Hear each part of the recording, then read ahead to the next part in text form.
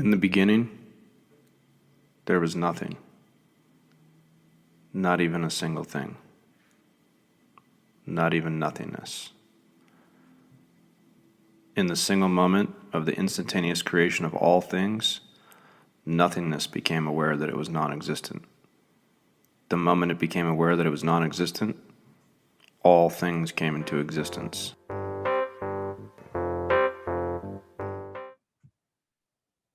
You look like you got a professional light going on. Yeah, that's called iPhone light. It's the light on my phone. Oh, okay. Looks like a real movie light or something. Yeah, I mean, technology is amazing these days. So nice. Where are you at? Oh, just in the room, man. Okay. Oh, I see something very familiar on that wall, sir. And it's the Gemini. Mm-hmm. Oh, there you go. Oh, yes. You see that Tribe Called Quest over there too? Yes, sir. Very familiar. Man, All right. How you feeling? I'm good. I feel good. I just did an interview on Sunday, to discuss fashion and pretty much my fashion career. So, it was cool going down memory lane a little bit, Mm-hmm. Yeah. All right. What Yeah, you I saw got, the man? little. What's that? Oh, no, just jump in. It's fine. Oh yeah, no, I said I saw the little clip on Instagram. Oh, okay. The picture, right? Yeah, where wasn't there a little video? So that means they posted it. Okay. So I didn't know. I didn't realize yet. Yeah. Where's the full video at on YouTube? What's the I didn't even know a portion of the video was posted, so I have no. Was it something I posted? If it's something I posted, then that was my father discovering his two albums were actually on YouTube. Oh, that's right. Okay. Yes. Okay. I'm confusing that was a video and the other one was a picture. Oh, yeah. The picture is the one that you saw of the the day of the interview. Yeah. Yeah. Okay. What's the name of the podcast, or where's the actual interview going to be at? It Starts Now. That's the name of it. Oh, okay. Yeah. And I guess the whole concept is, whatever you're trying to do on this earth, don't keep waiting and waiting and thinking and thinking. It starts now. Just go after your dream, walk in your purpose, that type of concept. Nice. Yeah. So how did it make you feel? What did you get out of it? I mean, I live my life that way. I do my best to assess a situation and then be strategic about it and then just go after it, The interview was insightful for me because sometimes if you're not asked the right questions, you might not even know what's inside of you. You might have learned something 20 years ago and that thing just pops out because of a question, because you're talking about a scenario and you just want to address it from the deepest part of you, and boom, something amazing, some kind of wisdom that you acquired during a particular situation in your life just pops out. And yeah, it addresses the situation. And, that's why I like interviews. I'm learning to enjoy them. They used to freak me out because of all the drama I used to see on television. When you're in an interview, all the nasty comes out, all the craziness comes out. And Brian, your eyes look crazy, and you look like you're trying to ask me some crazy questions today. I am. Dad, I don't know. I want to get some of your deepest truths. Oh, yeah. I want to get some of your deepest truths and your passion, pains, and all of it. Yeah. So truths in me. So why don't we start with? I guess I want to start with like, what really got you? How did you even get started in fashion? Like from like a kid, or like at what point? When did the spark go off? I that you wanted mean, fashion? yeah, for me, it was living in Flatbush. No, you know what? Let me go back a little bit further. And I actually didn't say this on the other interview. Um, when I was born in Boston, Massachusetts, and then I was flown to the islands, and specifically the island of Antigua, where my parents were from. They were born there, they were raised there. My eldest sister was born there as well. And they flew me back at age, I want to say age 2, maybe. And so I experienced what living on the islands, you know, in the tropics felt like as a little kid. Everything was super big, bigger than me. And the reason why I was excited about that experience, that one little 1, 2 years that I was in the islands, is because I got the opportunity to understand what people outside of America, what their views are about America. And I'm telling you now, we were very clear that when the plane lands on the tarmac, the streets were paved with gold, bro. We knew that, you know. And when we landed, can you imagine the disappointment? And that was a little segue into when I got to New York. I saw poverty, you know, it was crazy, man. I was like, oh, you know, what's happening here? Um, and this also ties into it as well. We moved to Flatbush, and when we were in Flatbush, we were in a particular zone where they started busing kids out, you know, yellow school bus, busing kids out to the very exclusive neighborhood of Sheepshead Bay. Now, this isn't just Sheepshead Bay neighborhood where the high school is. This is across the bay where there's the only thing between the ocean and the bay are these exclusive like mansions and mini mansions. And there's a school called PS 195 that was the elementary school that we were bused to. And we saw how the other side lives. Mm-hmm. And, you know, it was eye-opening for me. And me being in Flatbush and in that particular neighborhood, a lot was going on. I mean, the war on drugs was crazy. What year is it? Oh man, I was born in '75, so definitely 1980. You know, 1980. I was in kindergarten, and then going into first, second, third, going up. And man, we had the Panamanian Jamaican War. But during all of the drama of the drug dealing and my friends being killed and my friends becoming killers, there was this hip hop culture that was growing up along with us because we were the hip hop culture.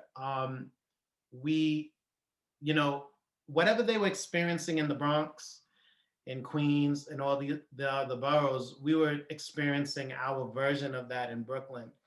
Everything from the rap battles on the street, in the school bus, the fights, the homeboy situation, the trying to get shorty situation, and definitely the clothing situation, because trying to get the shorties, you have to be rocking the right gear to get the right shorty. Whatever you're wearing, that's the type of shorty you're gonna attract. And we all understood that concept from young. So the whole plan was always to look as fresh as you possibly can, because that's the girl you were gonna end up with. That was the girl you were gonna get the number of, you know. So my money wasn't right, you know.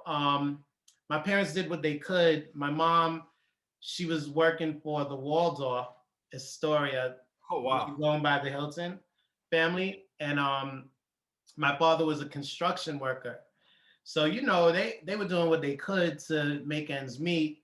And, you know, we used to have little deals with like Spiegel magazine. You know, my mom would be like, look, if you clean this or pick up that, I could go half on your next outfit. Like we were doing deals like that.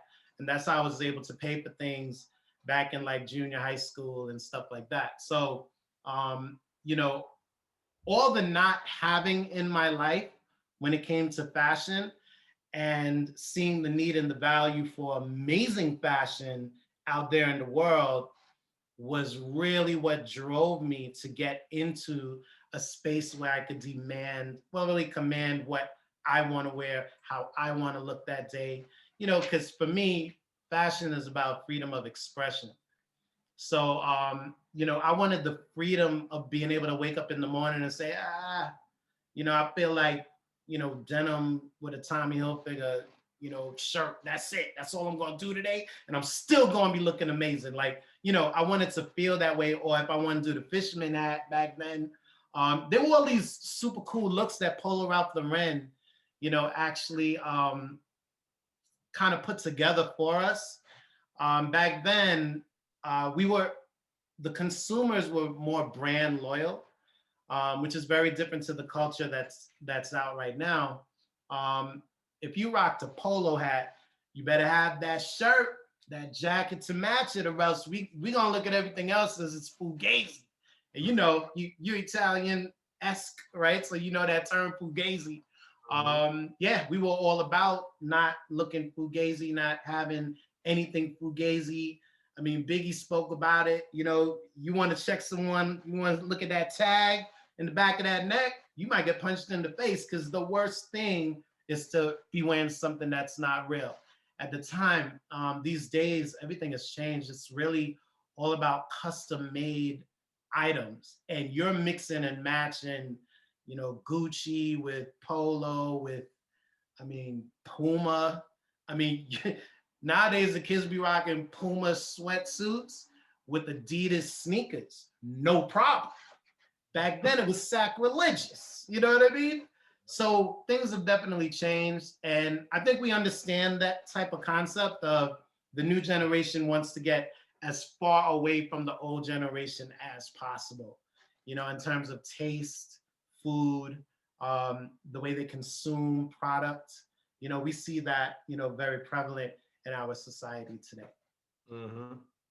Why don't you quickly tell everybody kind of what I want to get more into the details, but I think you should give a quick overview of like kind of your resume of like which companies you design, or just like the highlights. If you just want to give a quick highlight, you can jump back into the journey. Yes, because I did a lot of freelance work, so the list is a bit extensive. But I studied at New York Tech. My major was graphic arts and advertising, and I left there one class short, which was a math class, so I could go into FIT as an undergrad. The story basically goes that summer, I did a full internship with Damani Dada. I don't know if you guys remember the Dada Caps. Yeah, yeah, but those were my original mentors. And, I was there for like 5-6 months. I was like, yo, I'm here for 5-6 months. What's good? I'm ready to get hired. I'm ready to get money, because they wasn't giving me anything, right? And the lady at the time, who was the creative director, her name was Tanya Henderson. She's the one that said, bro, they're not going to hire you. Yes, you learned a lot, because I was literally underneath her wing, sitting at her feet and gleaning from all of the wisdom and knowledge and skills that she's accumulated throughout her career. And she was like, bro, go to fashion school. FIT has a great program, FIT Fashion Institute of Technology. So I was like, okay. So I looked up FIT. I went down there like right in the beginning of the summer, and they were like, bro, like you're late. And I'm looking at the time in my life where I was I want to say maybe 20, 21 or whatever. And I already felt like I was getting old. I was missing my window of opportunity to be amazing, to be rich, and I already decided in my mind the type of career that I wanted. I wanted a career where I didn't have to wear a suit, I could make a lot of money, and I could travel. Those were the three things that motivated me. And so when I got there and they said, oh, they closed it down, I was stressed, discouraged. I went to the menswear department. I sat down on the chair. As fate would have it, this short brown skinned professor looking young, but with like salt and pepper hair a little bit, like approached me with a soft voice and said, "Oh, what are you doing here?" It was summertime. "What are you doing here?" And I had a huge book with a portfolio of all my designs. And I said, "Man, I just came here. I just found out I'm not going to be able to enroll into the summer program. Or, I mean, into the school year." He said, "We need more people like you." He looked through my portfolio and instantly said, "You're good. I'm going to enroll you in the summer program. And that's going to be a great segue into the regular, school year." I was like, what? During that summer, I worked tirelessly. Those Asian women who flew over to America to go to fashion school and to learn the skill to get into the industry quickly because they've been sewing all their lives. I sat at their feet and I let them have their way with me. And I learned how to sew. I learned about pattern making. And yeah, that was my entrance into the menswear department. And in the middle of my school year, I ran into my boy Dutch, who, was from Sheepshead Bay. That's the high school I went to. You could imagine why they call him Dutch, right? And he was rolling with this Asian dude, right? Who turned out to be Kevin Leone, or Kevin Say Leone, who was the head designer of Fat Farm at the time. Now, during that time, Fat Farm was what Sean John became, Hold on a second. Wait, let me put this, thank God we're pre-recording. I'm gonna put this in airplane mode. Mm-hmm. Hold on. All right, airplane mode on. Hold on.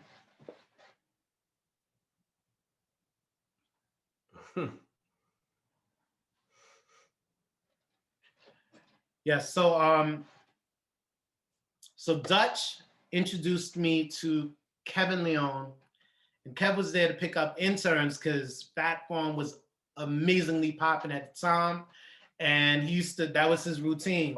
Go to FIT to pick up. What year? Yeah. What year do you think? I can't hear you.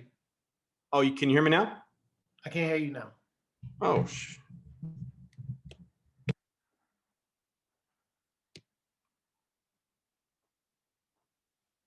Hold on.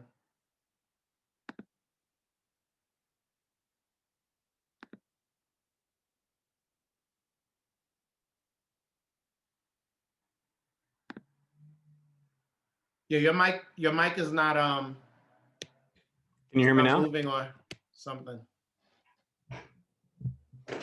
See something. Can you hear me? You can't hear me? Did it get unplugged? No, I can hear it. I see your mic moving now. Yeah. You can't hear that? I can't hear that. Wait, hold on. Working on my side. You know what? The whole time, okay, I see what's happening. The phone that's providing the light hit the mute button. Oh, okay. Shut up, Brian, be nice. Hold on. Let me switch it to this side and let me balance it. Balance it. Put the volume up. Get rid of this. Hold on. Take two? Take two. Totally taken two. All right. Yeah, so Dutch introduced me to Kevin Leone. At the time, he was the head designer of Fat Farm.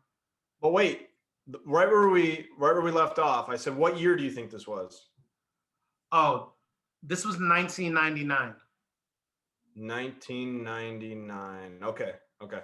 This was okay, 99. Go. Yes. So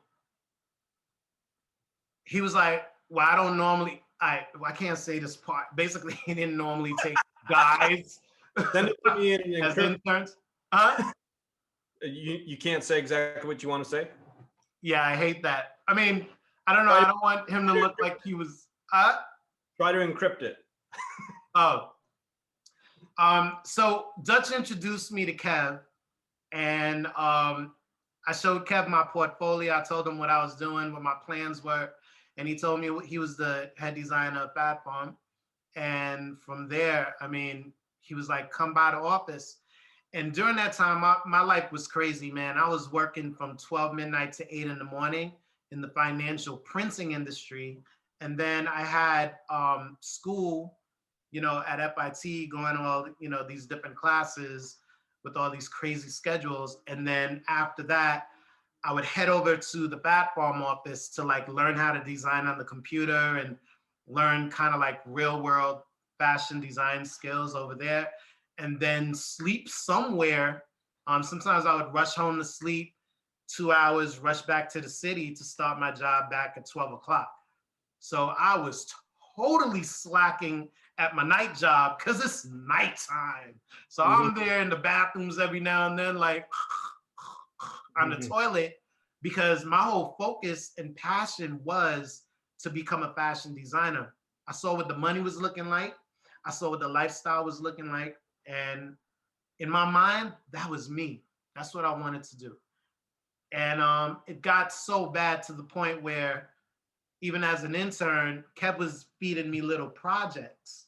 And I downloaded Adobe Illustrator, Adobe Photoshop on the PC at my job in financial printing. And I was designing and finishing projects at my work desk, hiding. It was crazy. I was living a double life, people, just to get what I wanted. And I got fired. I got fired. And really? Did they pick up on it? Huh?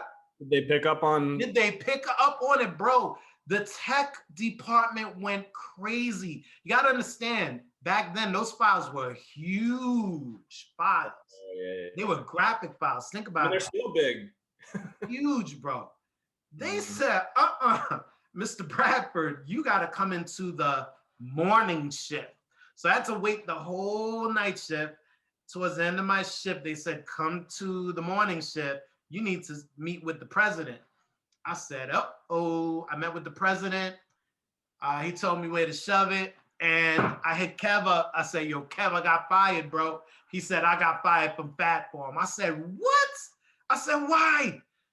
So me getting fired for having this other product or, you know, software and stuff on the computer, he got fired for having all of these freelance jobs on the Fat Farm computer. So we got fired the same day. And he was like, yo, bro, I got a few jobs lined up. You want to get with this freelance for real? And I didn't know Kev was going to be cutting checks for thousands of dollars. It got like that fast. It was crazy.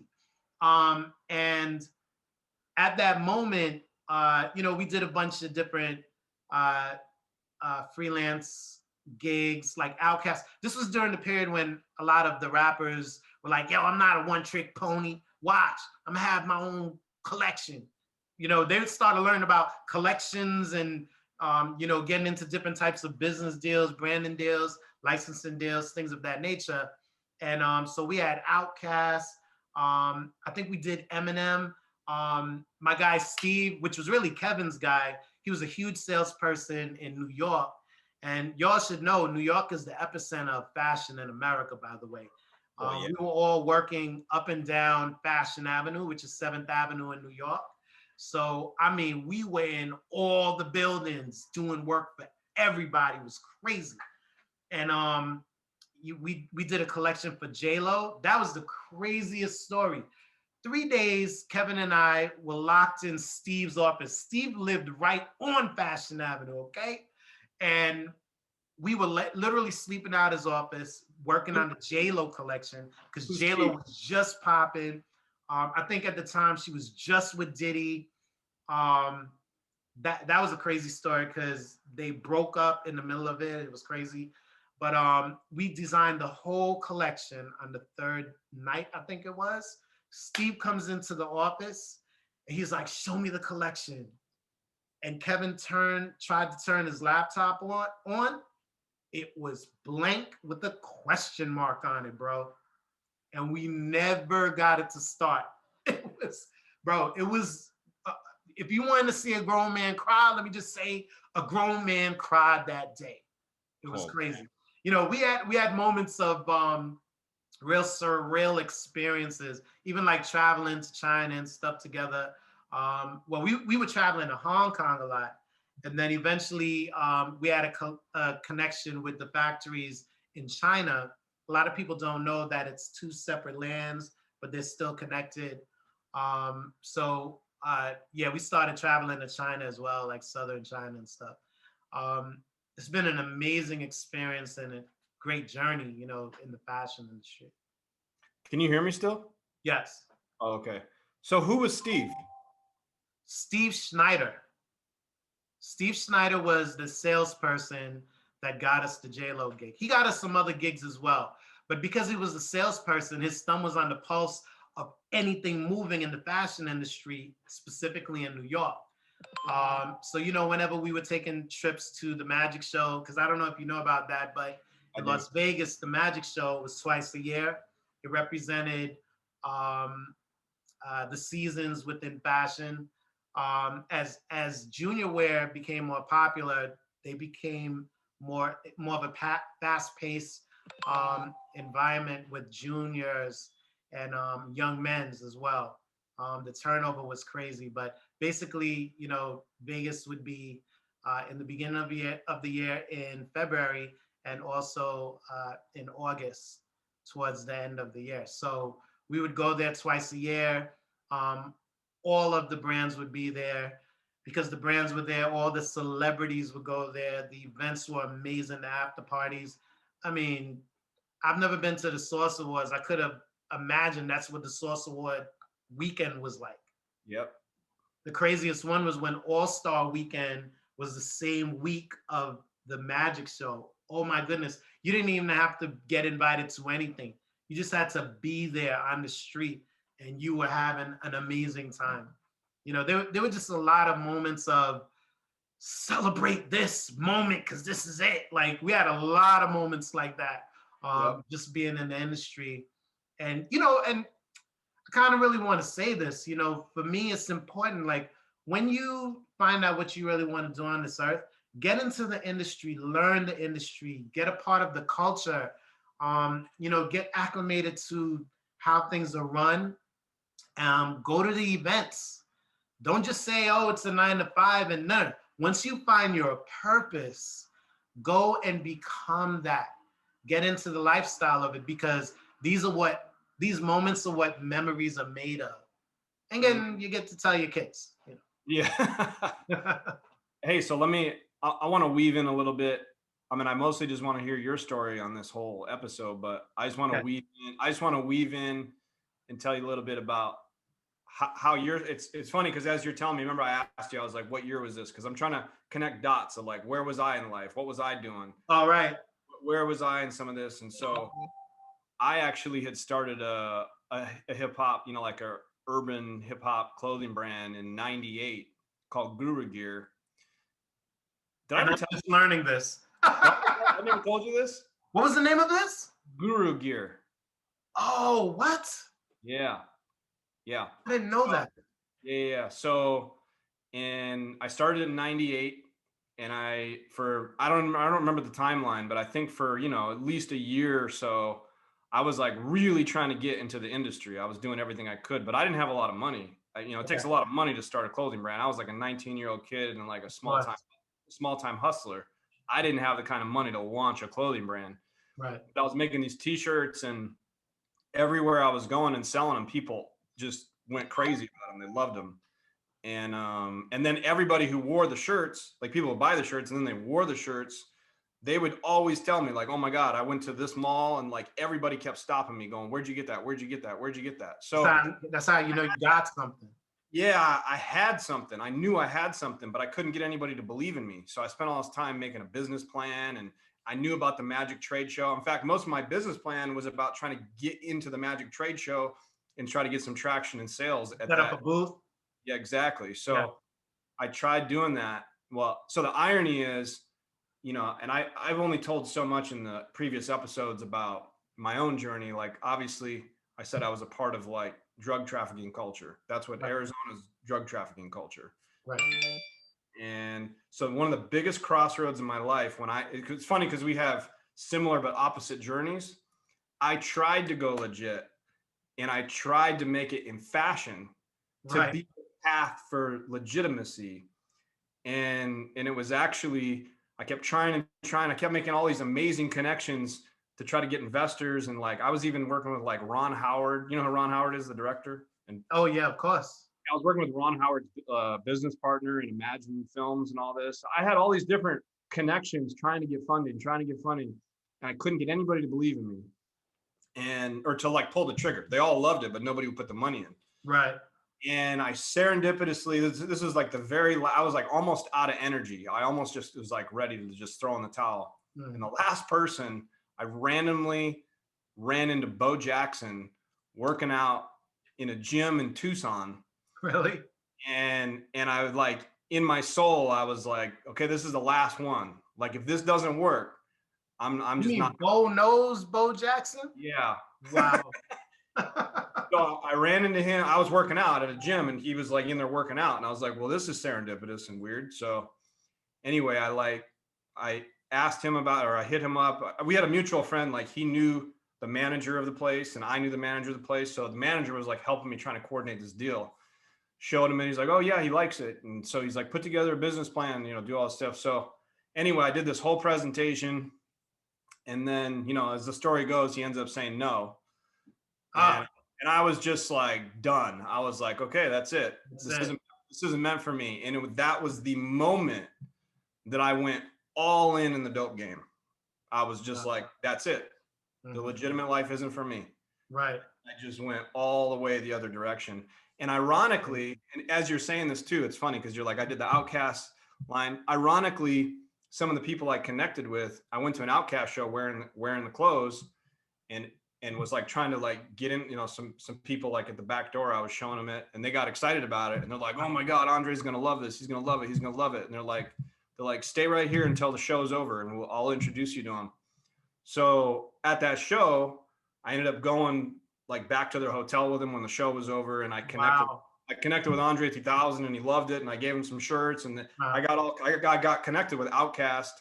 I got connected with Outkast, Black Eyed Peas, and some guys from the refugee camp. It wasn't actually the Fugees, but it was like all their people were there. Right. And for years, I stayed in contact with some of these people and they kept asking me for stuff and I'd mail it to them. But that was like my last hurrah with like trying to make it happen because I could just never get the real capital. You know what I mean? Like I needed real money. And even though people had the love for it and I was getting the results in terms of like the response from people was like amazing, but I just couldn't get that funding. So anyway, I went all the way, like I said, like into the dope game basically. But I used to fly all over the country just to shop for clothes. The funny thing about different locations. Well, I mean, at the end of the day, I started realizing it's pretty much LA and New York. I used to fly to LA and New York all the time. And I used to go to Damani Dada on Melrose. Right. I couldn't even get Damani Dada in Arizona. So I would fly to LA and I'd go get Damani Dada. I'd go to the Damani Dada store on Melrose Ave in LA and I'd get all my Damani Dada. I'd fly all the way to New York and I'd go, what's that mall in New York, in Brooklyn? That's like an indoor, outdoor. Fulton Ave or something like that? Is there a mall? No, not Albee Square Mall. I'm thinking about back then it was called Albee Square Mall. That was on Fulton Street, downtown Brooklyn. Maybe. That might have been it. Anyway, I used to fly to New York and I went somewhere in Brooklyn and I'd go there and there were like all these stores and there was like Academics was easy to get there. And like, you know what I mean? Because a lot of this stuff wasn't that easy to get in Arizona. Right. So I used to have to fly all over the place. So as you're telling this story, I'm like, dang, light bulbs are going off. I'm like, oh shit, wow, you were the designer.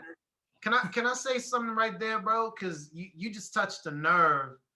And that's what used to kind of piss designers off a little bit. The reason why you couldn't get access to certain things is because the salespeople were dictating what went where. They had this whole formula that they used to go according to, which wasn't really that accurate. And, back then, that was before like the internet was really, anyone was really, like shopping and finding things out and stuff like that from different locations. So people would just shop in their hood. And the only time you look different to your hood mates is when you went to LA or Atlanta or another market, we call it markets, and then come back home and now you wearing something someone really doesn't have in your neighborhood, That was what was cool about that. But from a business standpoint, from a designer standpoint, especially when certain brands, they were trying to cater to very specific markets, deep down inside as a creative, you knew people wanted something that felt fresh and new and different. But these salespeople, to keep their job, they were so afraid to step outside of their comfort zone and take a chance. I remember one time, I'm not gonna say this man's name, I don't know, maybe he might watch this, but he was a really big dude in the leather industry, right? I started becoming an expert in leather goods. Like this Sean John, the only reason why I wore it is because it's leather and it's Sean John. I designed this many years ago, back when I was the head designer of Sean John. And we used to go to Delancey Street. I don't know if you know the fame of Delancey Street, but that's where everyone on the East Coast would go shopping for leather jackets. Everything from your 8-balls to your Shallons to your furs to your bombers, all on Delancey Street and Orchard Street, right? So we used to go there to meet with the people that was buying all of the, like the Sean John leather goods, Fat Farm leather goods and stuff like that. And I told him, I said, bro, what's trending right now, what I believe is going to blow up in the New York market is going to be Serray nylon. Serray nylon is, think about your nylon jacket, but super, super, super shiny, right? He's like, no, that's gay, that's feminine. No dude is gonna rock that. And I'm like, yo, bro, like we got in a heated argument in the office, at the boardroom meeting, and he bawled me out. And he took all of my Serray nylon styles out of the collection. And that very season, bro, Serray nylon was everywhere. And then Montclair came and blew up. Come on, Montclair jackets, all they were about the Serray nylon. And I never had a chance to go back to him to be like, bro, how you feeling? How's the bank account looking? You know what I'm saying? Because I was designing Serray nylon for other brands anyway, so I was getting checks other places. So, I mean, that just goes to show you how salespeople were just so afraid and felt they knew the market so well that they would never step out of their comfort zone. And I believe now, and I had this conversation a few days ago, the market is now about the buyer, not the buyers who buy for stores, but the customer, right? The customer that's purchasing. They become the salespeople. The people around them becomes the salespeople, and they make their decisions on different purchases because of the people around them that's selling them what is supposed to be fresh, what's supposed to be hot. And also within yourselves, you become the salesperson yourself because you want to be different. This whole culture is really based on being as different as you possibly can. That's why everything is custom made now. And so, yeah, it's like, I don't know who's doing sales anymore, but they must not be having a good life right now. Because everything's custom? Yeah, and I think you ran into the issues you ran into because of that way of thinking, the concepts that they were basing their bottom line on back then. That's why you never really got like officially into the business.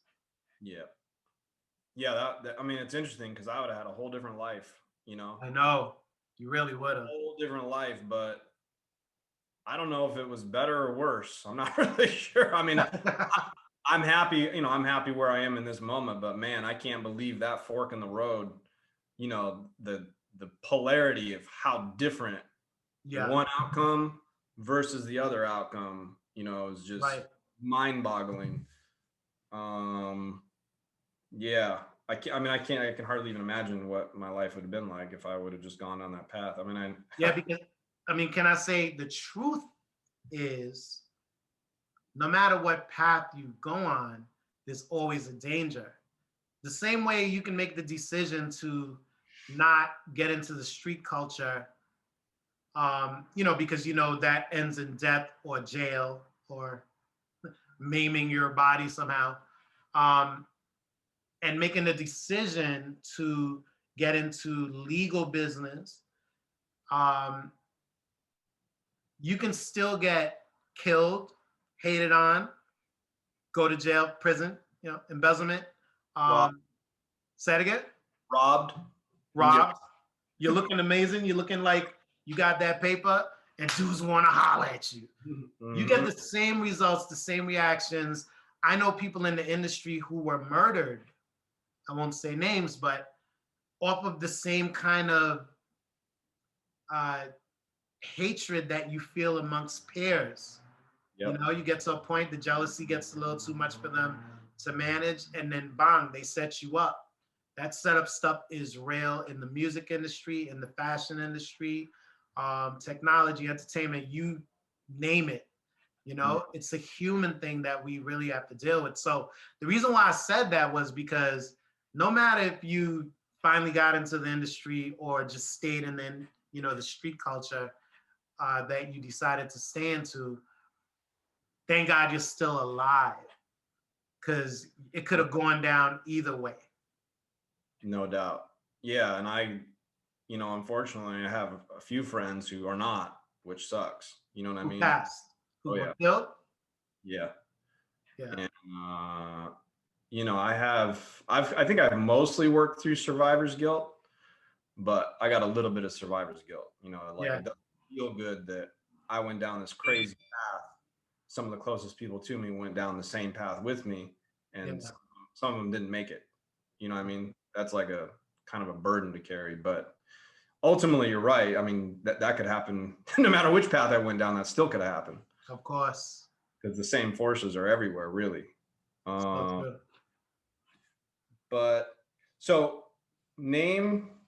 I want you to name the top 5.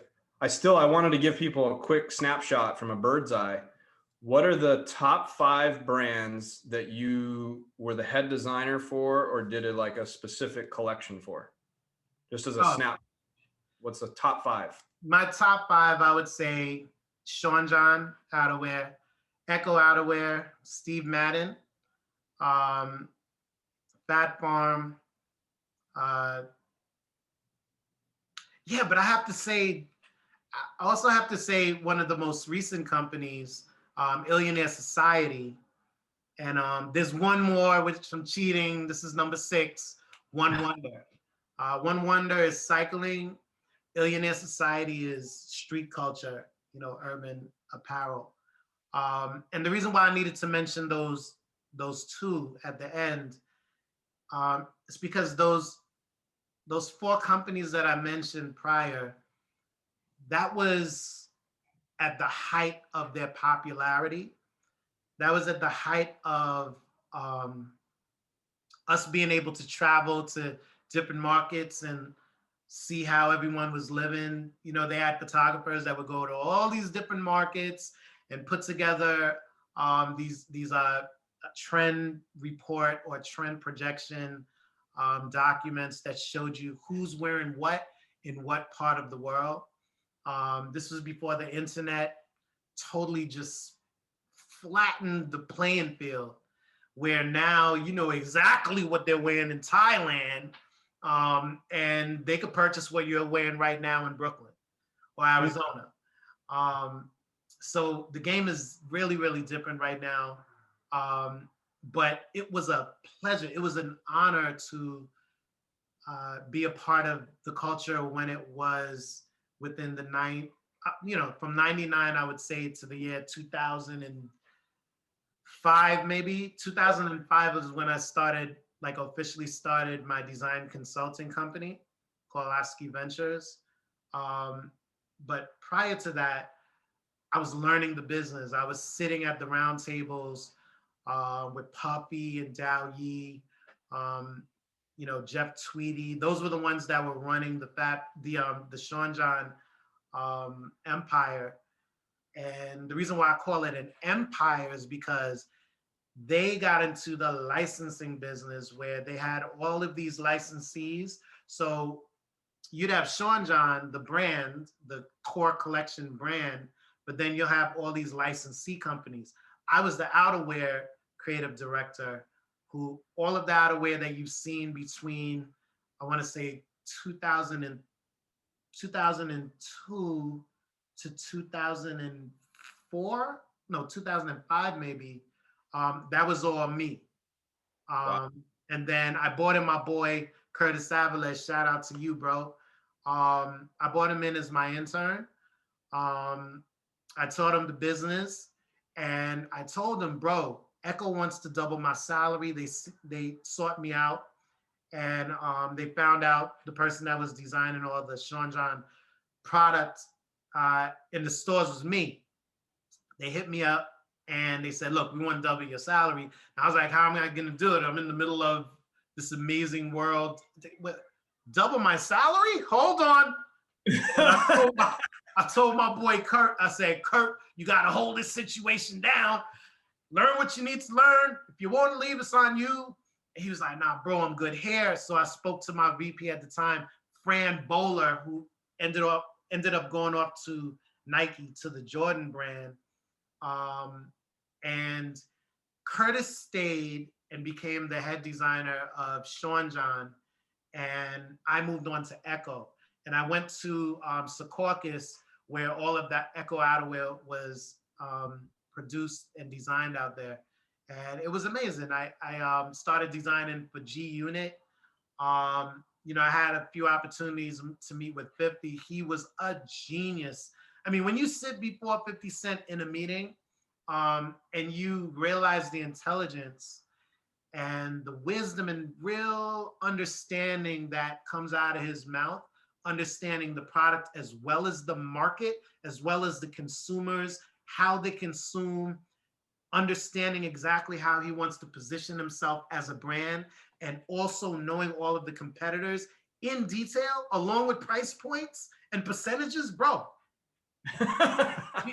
You're from the street, bro? Like, what do you mean your mom and father were not garmentos? You know what I mean?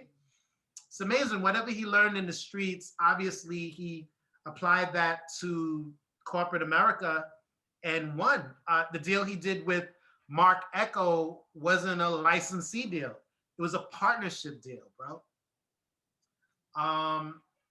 There was a rumor going around. This is how I could get away with saying certain things. There's a rumor going around that there was some missing millions, and he showed up to Mark and made sure he got those millions back.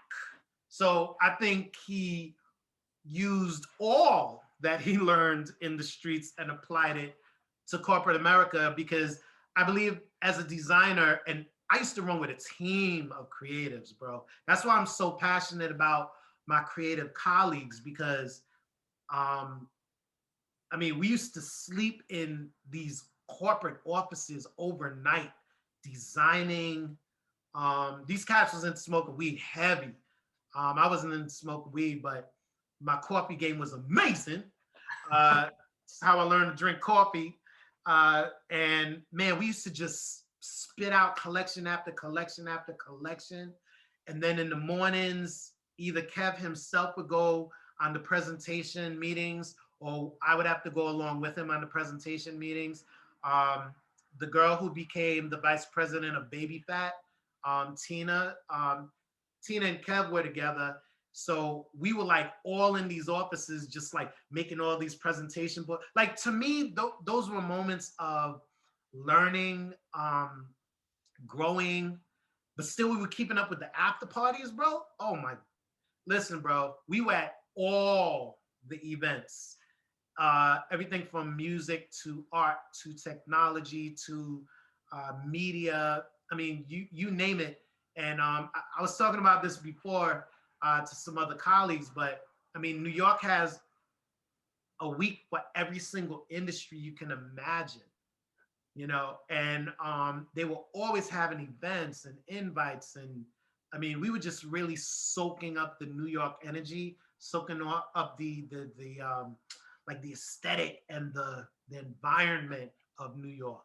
Bright lights, big city type of feel. Like we were that, you know. I almost want to do like a movie about the life that we live because it was very interesting. Like I could only imagine the music dudes from the music industry, like their life was very, very similar to that.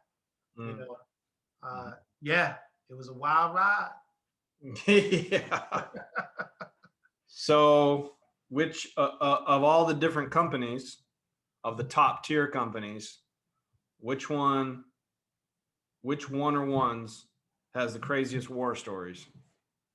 War stories? Yep.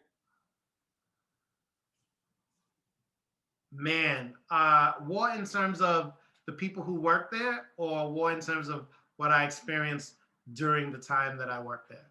What you experienced during the time you worked there? I mean, it's hard to say because remember, this is urban fashion, right? So there were a lot of street dude involvement in the industry as well. A lot of, you could tell there was a lot of, pressure applied to business owners to get certain things done that those hood dudes wanted to get done, or else there would be, consequences and repercussions, and we were seeing that. Like I was definitely seeing that. There, like a few people coming in. There was a little bit of strong arming going on as well, and that stuff was prevalent. I know in the music industry because I had some music industry friends as well. And remember, these moguls were getting into other aspects of business. So you start your music company to capture more of the market share. You get into, because all your artists have to get, styled by stylists, and there's all these different things that you need to keep up with when you're catering to the music business. So if you're a music mogul, it kind of makes sense to also get into the fashion. It also makes sense to get into technology. So like, someone like Russell Simmons, he was a really perfect example that a lot of the moguls who came behind him gleaned from. They learned from this man because he was into technology. Remember, he had phones, he had the rush card. He was into politics. Of course, he started with music, he got into fashion.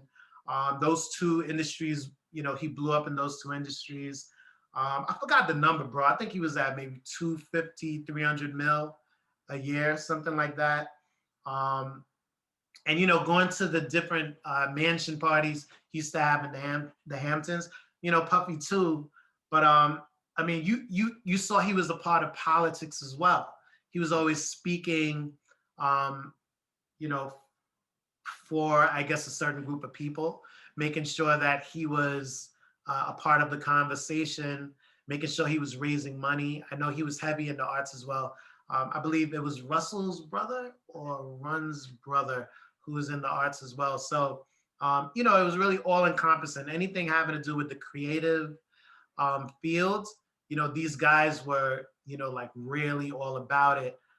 So in terms of like, I've seen some wild fights, chairs flying, whole sections of offices broken up because of power struggles within the industry. I mean, everyone knew that when a certain creative director was working for Puffy and J-Lo, and then was working for Puff and then went to J-Lo, that kind of messed me up a little bit because when she moved to J-Lo, she like signed a contract. J-Lo didn't want to deal with her. So I think J-Lo had to pay her for like 2 years worth of her executive positions income. Oh, wow. Yeah. I mean, the word was buzzing through there. It was crazy. And because of that, me getting into kind of the executive level of design and fashion production, it affected how companies dealt with us as creative directors in the industry, because they were learning as they went as well.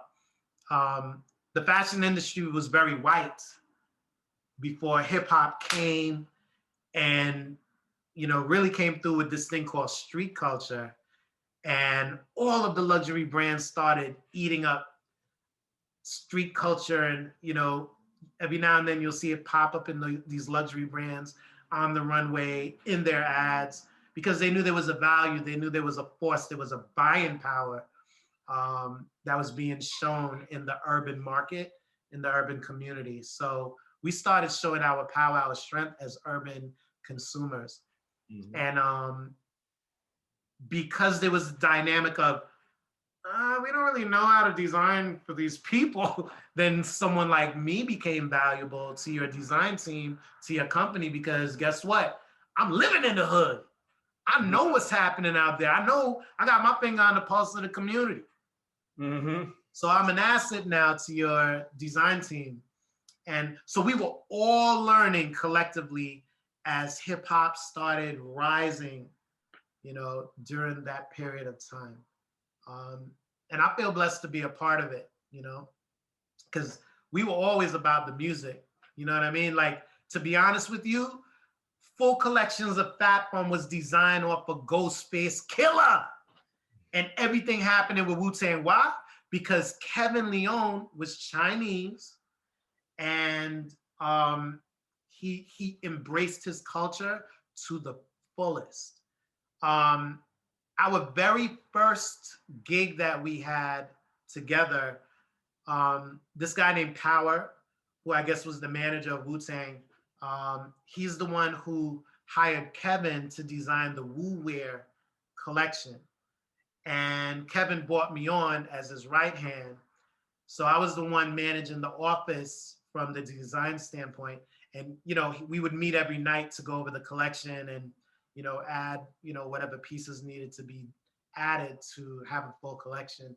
So those Wu-Tang parties were crazy. We're not going to get into those, but geez, you'd have everyone from a 5-year-old to a grandpa up in those joints, with brown liquor, no problem, So everything was really kind of like a mosh, like a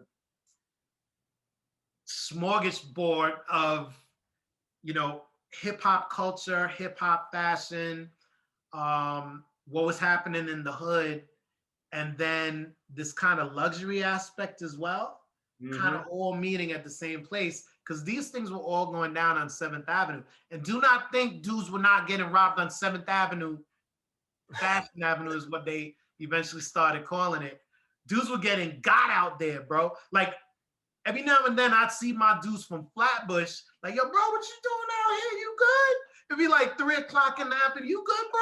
It's 3 o'clock in the afternoon. The movies didn't even start yet. Like, what are you doing here? Because it was going down every now and then. It was crazy. Mm-hmm. What's what are some major, like, life lessons, insights, wisdom you've gained from, like, working directly under, like, Russell Simmons or Diddy? Like, what are some major, like, insight? What are some gems that you've extracted from working with these people? They always did it big. I will never forget when Diddy was the talk of the town, baby, because he spent the most money on a fashion show. The number was $2 million. And that fashion show was next to none, amazing. And he was the talk of the industry. He won his CFDA.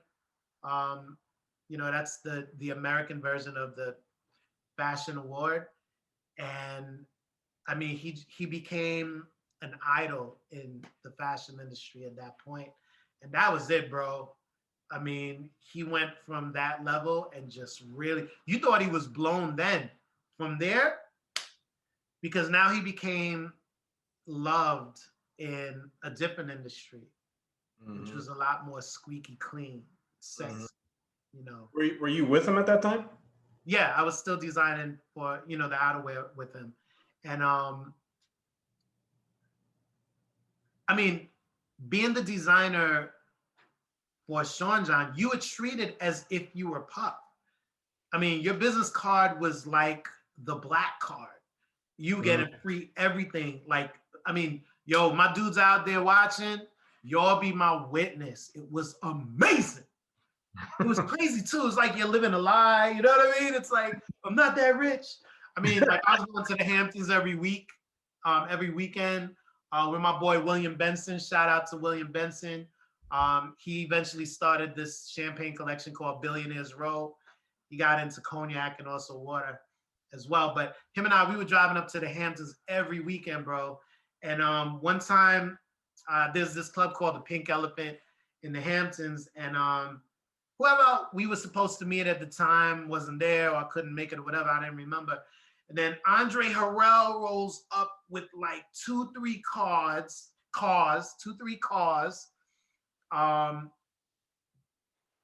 Mad women. And these are cars, guys. In his two or three cars? Huh? In his 2 or 3 cars? Yeah, absolutely. Yeah. And no, not mad women. A lot of women.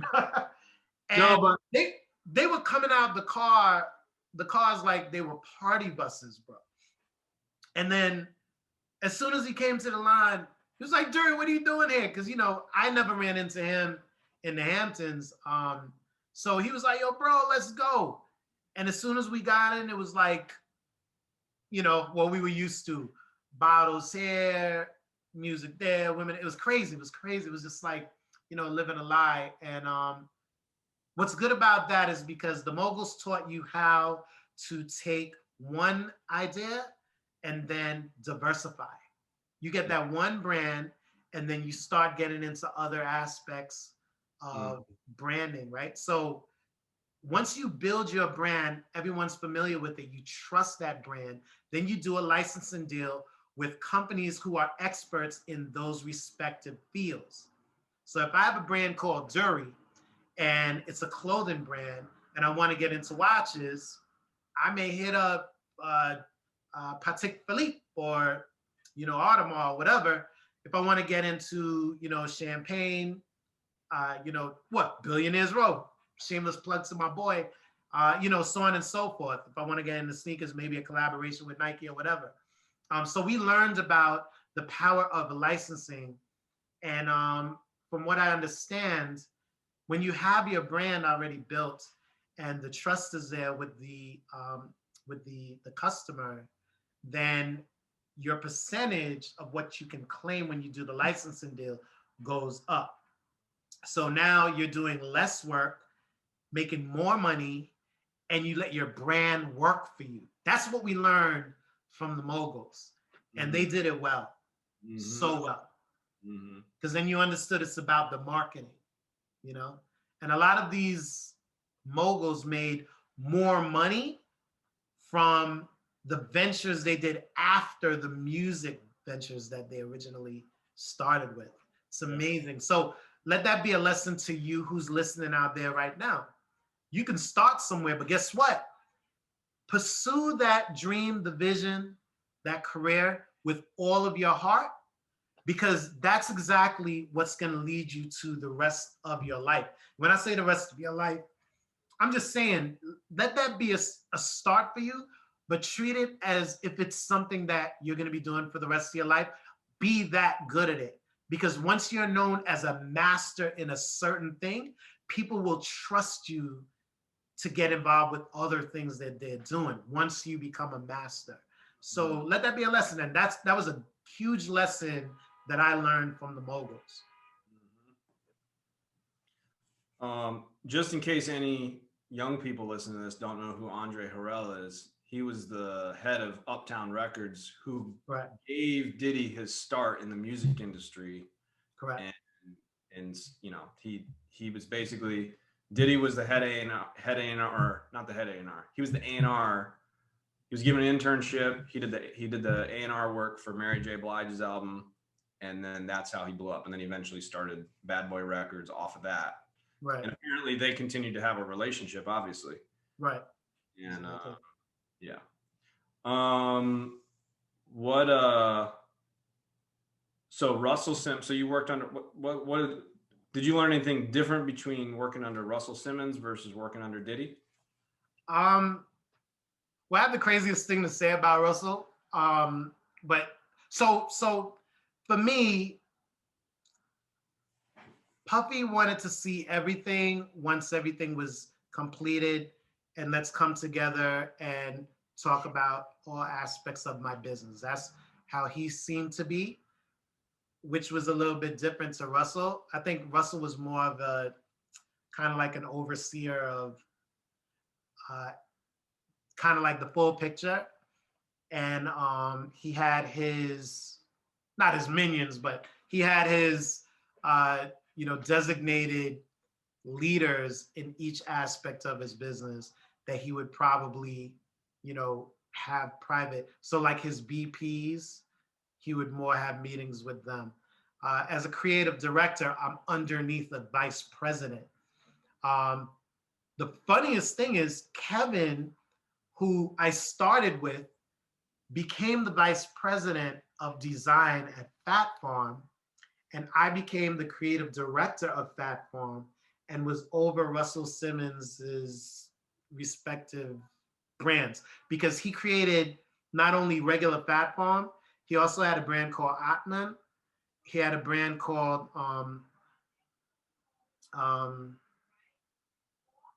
what was that other brand?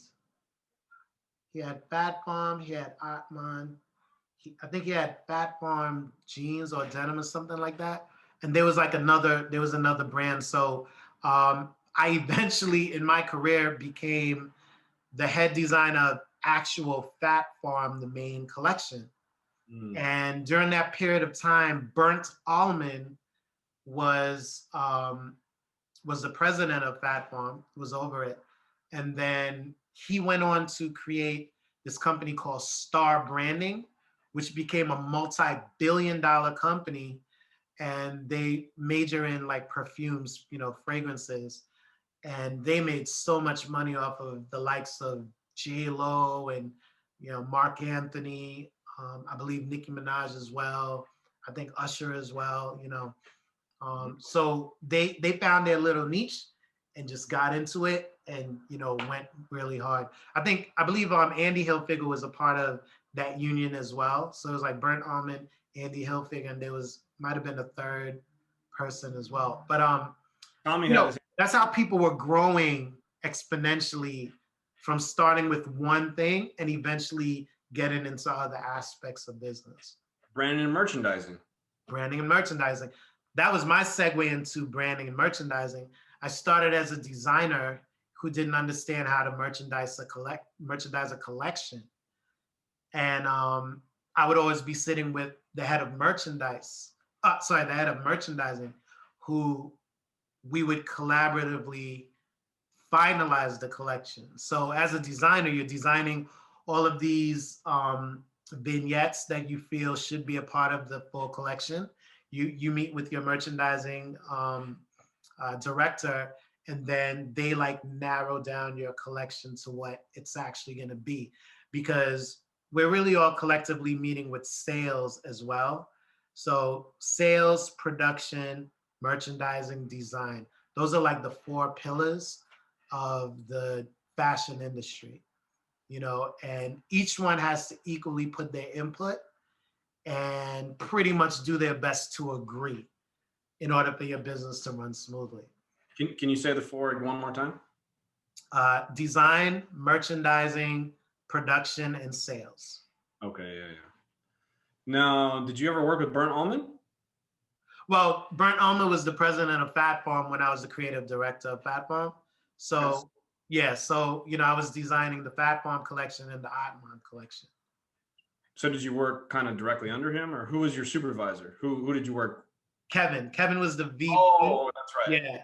Okay. So the guy who I started as his intern, I became the creative director. He became the VP of design, which was, cool because we were never on those executive levels, obviously in the beginning.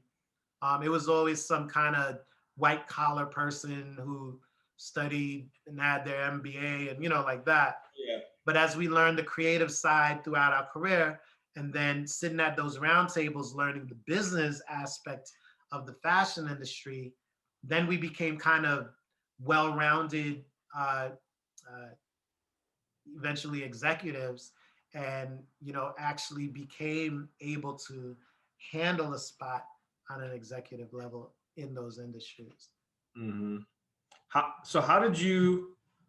So the reality is, you pretty much perfectly rode the wave of hip hop culture going from this kind of underground, not entirely mainstream. In the early 90s, that's where hip hop was at, right? Yes. And as you move through the 90s, the momentum is building and building and building and building and building. And then it just starts peaking in the mid 90s, going into the late 90s. Oh, yeah. And it just explodes into mainstream culture. Oh, yeah. And when it comes to the influence that it ends up having in fashion and like just pop culture, to every other level of pop culture, popular culture, but a lot of it really did start spreading in fashion. Like fashion is really how it just really sprawled into so many other facets of life. So you kind of like rode that wave like almost perfect in terms of your timing, Right. with starting with Damani Dada and then getting in there with Fat Farm and Sean John and Echo and all that stuff. I mean, you just rode the wave perfectly. And as we all know, the industry starts shifting, by maybe like 2005-ish. And how did you, like, what was the journey? So it's like you rode the wave, and then how did you transition from the peak, being the head designer, creative director, all this for like the biggest brands that existed Right. in pop culture, Right. in their peak? How did you transition from that high into everything that's led to your life right in this moment? What's that transition been like? Well, I have to say this. I was a part of the design culture when dudes was still wearing baggy pants. We were wearing 2 to 3 to 4 sizes bigger than the actual size of our waist. It was crazy. Yeah. And all of a sudden, there was a shift. And we used to travel to LA, used to travel to Paris, London, on shopping trips just to like buy up as much as we can, bring it back to the office, and kind of use certain concepts, aesthetics, denim washes, constructions, and just kind of mix it up and come up with our own concepts that would be right for our market. And the reason why I was excited to be at Sean John is because Puff was really trying to be the new version of Ralph Lauren.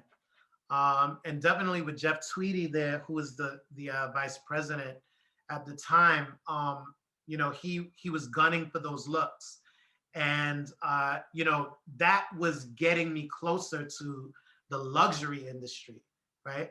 And that sent me on a quest, on a journey to start finding my true self, my own true DNA in fashion. I went from learning how to design, learning how to study the markets and how to glean from these different markets and bring it in together to create this new concept for my end customer and reinterpret that through what I was gathering from the outside. And then eventually kind of learning my own DNA, finding out who I was, what I wanted to express. It became a personal expression for me because now I was able to actually create collections from inward, from the inside. And that was to me kind of like a reality check, because then it started having me looking at my past, looking at my current situation, looking at the community. Well, where are we going? Where were we? Where are we now? Where are we going? And those kind of thoughts, always lived with the community. Now, kind of like a juxtapose, maybe like a parallel, I had two parallel lives, right? I had this creative energy that I was working in the fashion industry, but then I also had a religious energy that I was working in the Christian world. Mm. And those things were always button heads, bro. Always button heads. It was crazy. And because I never missed church. The only time I ever missed church on a Sunday was only because I was traveling. Other than that, I was always in Sunday service. And I was just living a real crazy life. And in the church world, I was learning how to, not learning how to love, but learning how to give back to the community, learning the pains, the anguish, the struggle of the community around me, as well as abroad. I started traveling overseas as a missionary with my parents, and then my siblings started coming. I believe my elder sister, there's seven of us. My elder sister, I'm the second one. She was traveling first overseas, and then I started traveling as well. And you know, we're sending barrels, we're bringing barrels of food and technology and clothing and school supplies and all of these things to service the different communities. And my father was setting up prayer days in each community that he went to. Each country, each city, each community, he would set Where up. are some of these places? Oh man, San Jose, Costa Haiti, Jamaica, Antigua. Oh yeah, that was Costa Rica. Um, Different countries in Africa. I think he might have gone to maybe 5 different countries in Africa. Um, a lot of other places too that I can't even remember. He's been doing it for about 30 years. I started about, I want to say maybe 10 years ago. So he was going to a lot of other places before we started really focusing on the main ones, which were Costa Rica, Jamaica, Haiti, and Antigua. You know, those are really our 4 main ones that we started focusing on. And, you know, through that missionary work, as a little kid, I forgot to tell you, when I was like maybe 5, 6, 7, 8, 9, 10, 11, 12 around, like those, that length of time, he became a preacher, and he started preaching on the streets of Harlem with his best friend, brother Freddie, who had a guitar, and they would like sing, because my father was a singer back home. We used to call it back home. My father used to sing back home in Antigua, gospel songs right in front of Harlem Hospital. And my sister and I would be the ones handing out tracts to all the different people, telling people about Christianity. So it was back then that I learned and grew a love for the community, and a love for people who are less fortunate in the world. Mm-hmm. And I told you all that to say, once I got a little taste of the good life, I felt I hit a glass ceiling. And I don't know, I just felt like I wanted to do something a little bit more impactful, something that meant something, like I wanted to change lives. And even though I was doing it with my parents and with my church, we eventually started a singing group, and we started a concert called Prayer Jam. And I mean, that thing has been growing exponentially in Antigua. And I just got to a point where I was like, I got to do this for myself. Like, I have to make my mark in the world as my parents are getting older. You know, my father has passed the mantle to me, really to all my siblings, but specifically to me, because I have the power of branding. And the power of branding affords me to sit at all these tables, allows me to be in different conversations in, you know, throughout a spectrum of different industries. It doesn't matter, like I could live in each one.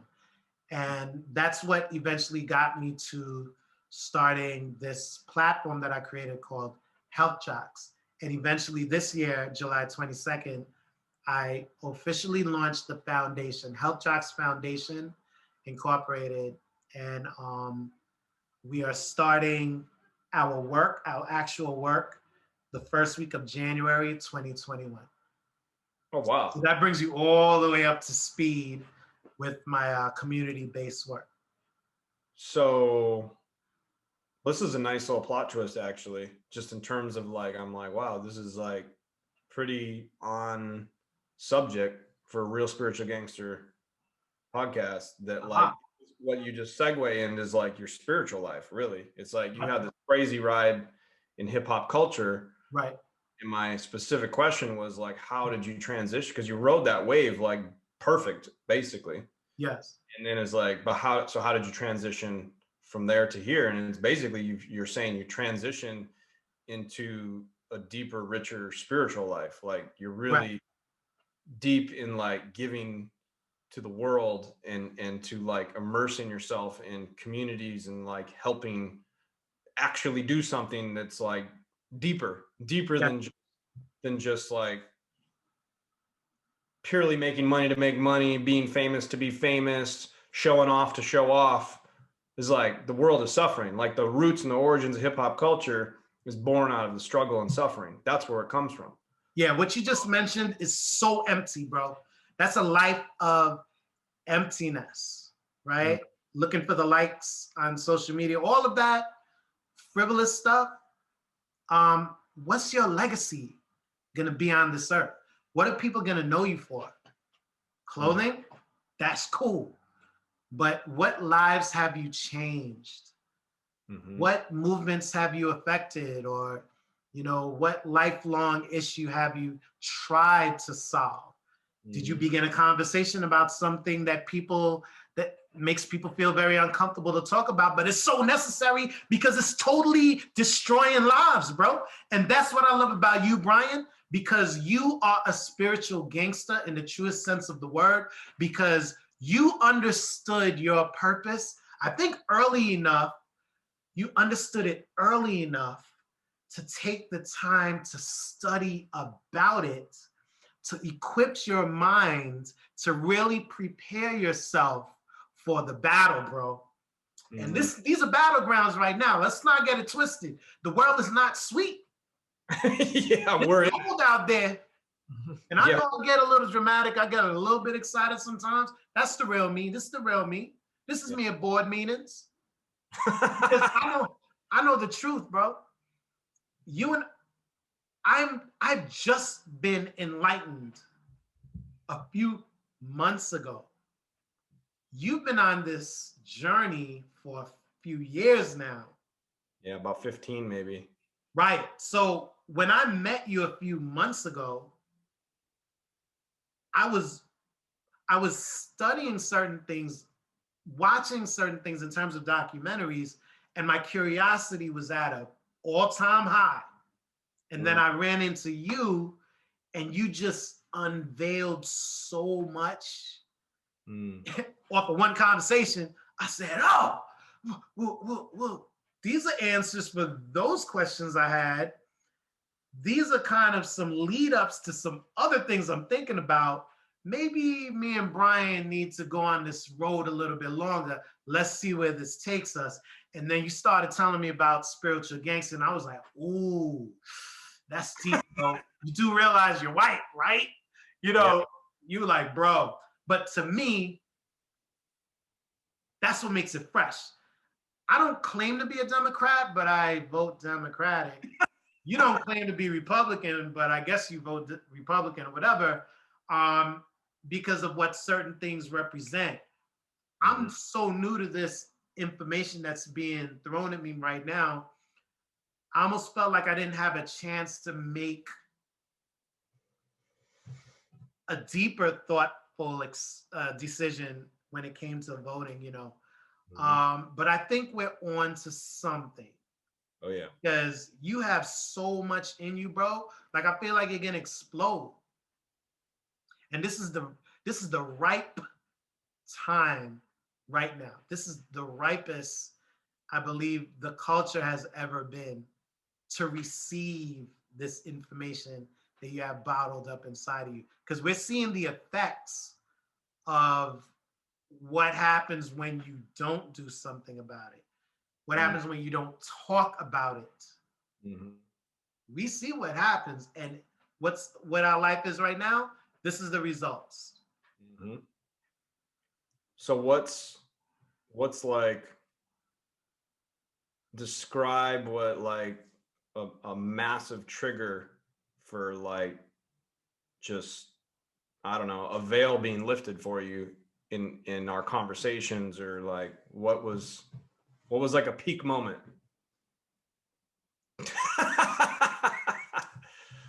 Because to me, that question is so easy, bro. When we started talking about, and this word has been thrown around, and I don't care, people, I'm going to say it again, the Illuminati. And I know that's a huge trigger. The algorithms are going crazy. Mm-hmm.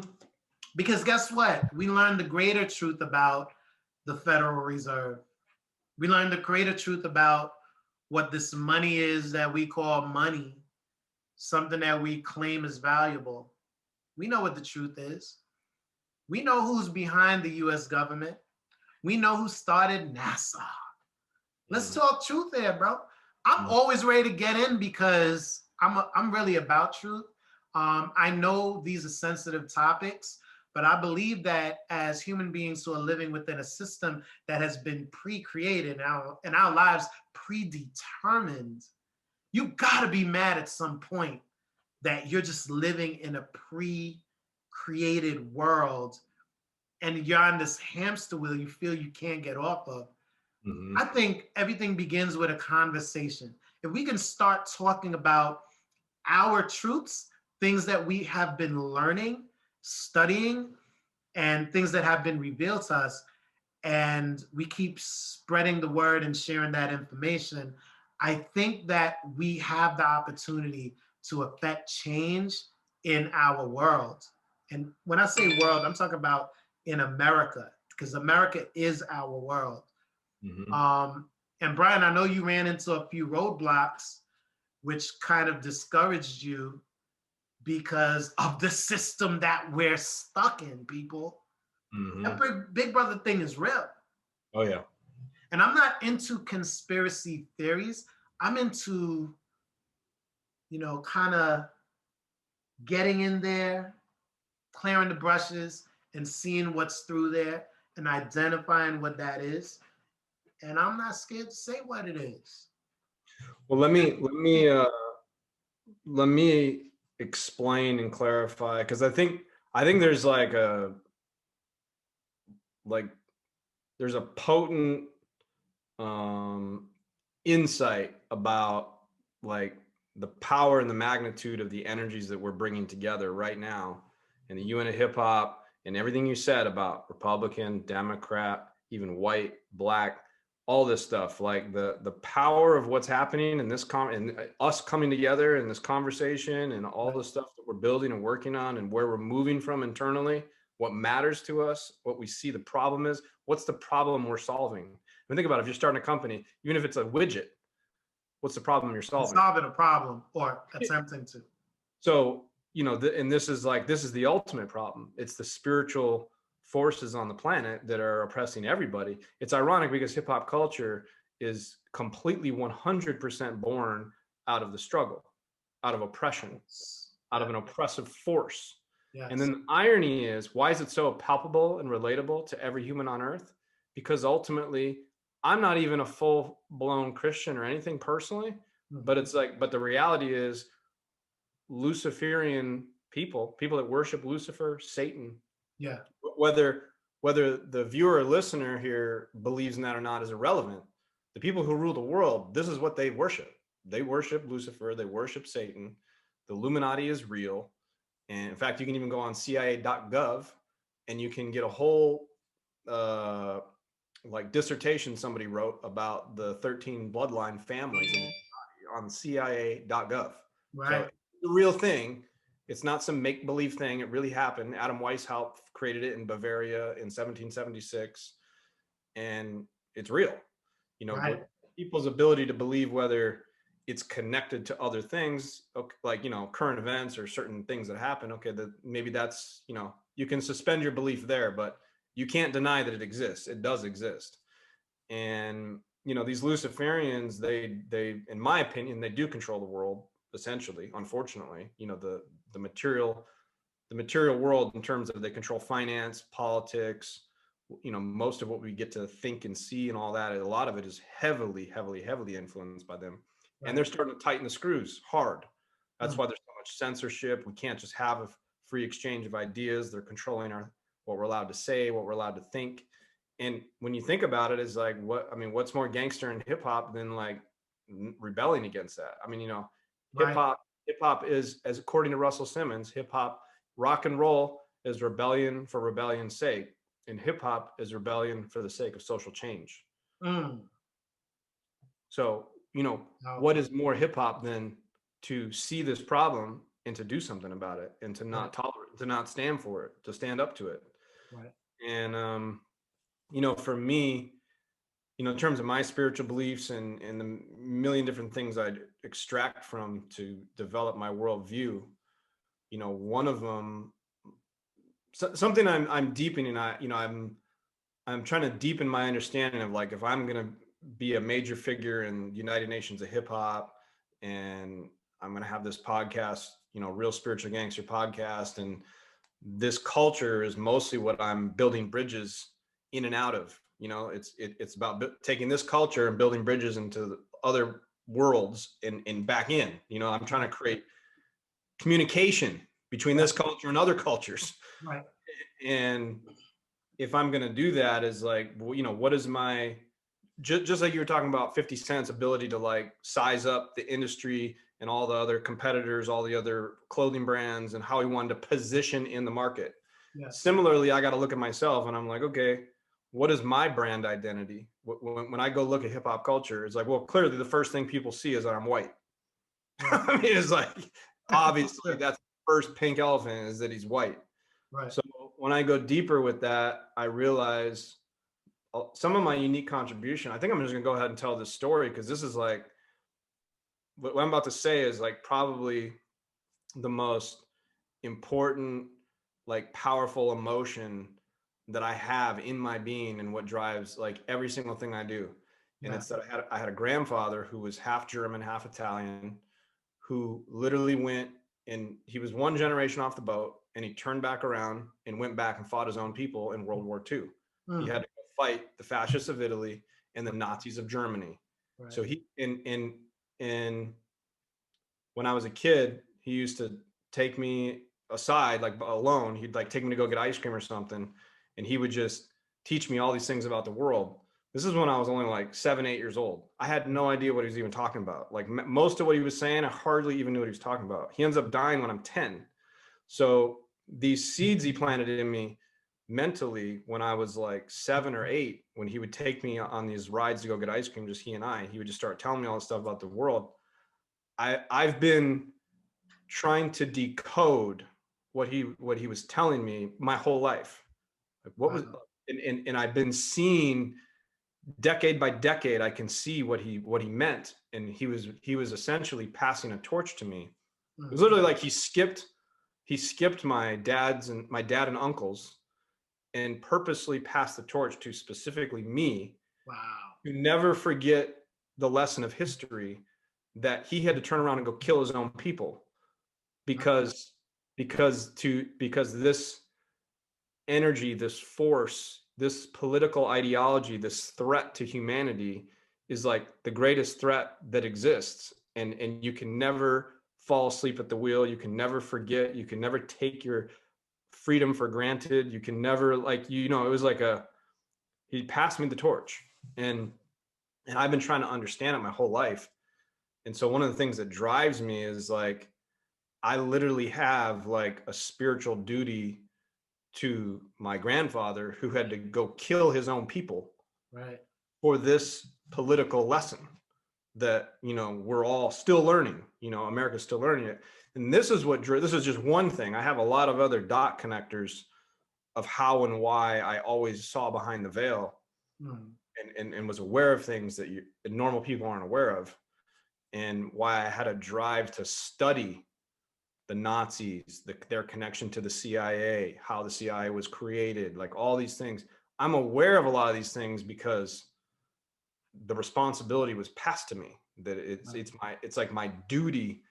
You know, it's like deeper than, I mean, I was initiated into a gang when I was 17. Right. The duty that was passed to me spiritually through my grandfather is like 100 times the duty you feel to a gang you're initiated into. You know, it's like, it's beyond, it's like in your DNA. It's like, there's like memories, because, you know, he passed his DNA to my father, who passed it to me. Is like, I got memories in my DNA that are connected to the emotions he went through to turn around and kill his own people over this. And then to turn around and pass the responsibility to me, like, hey, it's on you. Don't forget. So that's really the true, like, the amount of responsibility that I feel as a descendant of German and Italian ancestry that brought, you know, fascism and Nazism and killed like millions of people in what's clearly known as like one of the worst things that ever happened to humans. Yeah, man.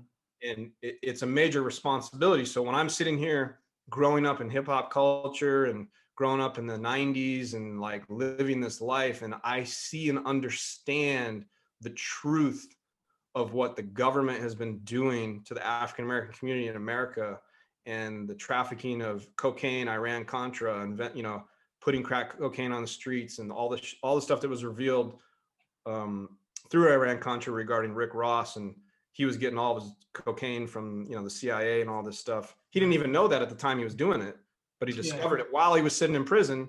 The truth, these truths came out in other court cases, and a guy like writing for a newspaper in San Jose, California, was like he was like an investigative journalist. He was figuring all this stuff out, and it was all coming out. And jeez, can you imagine? That's crazy.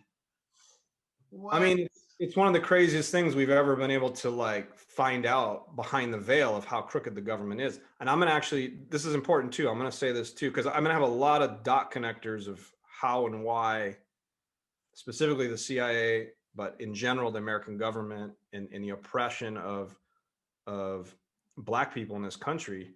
You know, one thing I'm not as directly connected to or with is simply, and this is an important fact I'm going to say, because I just talked about World War II, my grandfather, but so as a kind of Republican leaning, libertarian, right leaning, I voted for Trump, all this, right?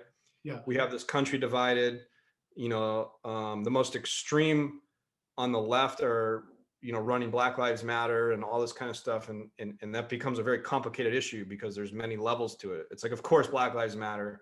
Of course, America, you know, mostly, for the most part, especially in current culture, is not really like trying to be that racist. It's not cool to be racist. Like, you know what I mean? Like, it's not as much of a thing for the last 30 years. But in terms of,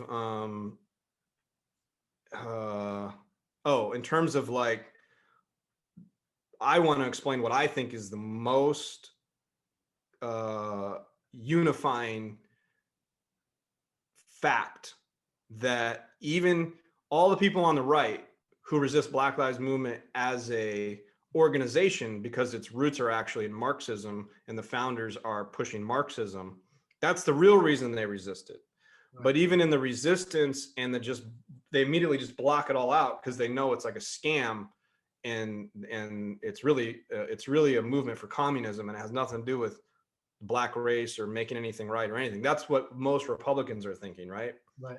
But so they block a lot of other talking points out that actually matter and need to be addressed. And the biggest one, I think this is important because there's like a debate and an argument about reparations in this kind of subject right now. A typical libertarian or Republican position would be like, that doesn't make sense, because where do you stop or start? There's so many people that are affected by so many other things. And then you go back to the Native Americans and you go to this and you go like, well, all these European countries had the same thing happen to them. So how far back in time do you go? You know, so there's these arguments that are like the traditional thing. However, this is the point I want to make about it, is that I do think there's a unifying fact that should be addressed. And this is the fact. And it's that specifically after World War II, the when the suburbs were built and created, the government was like massively, the government was trying to like restart the whole economy to no longer be a war economy, a war machine, but to get back to a normal economy.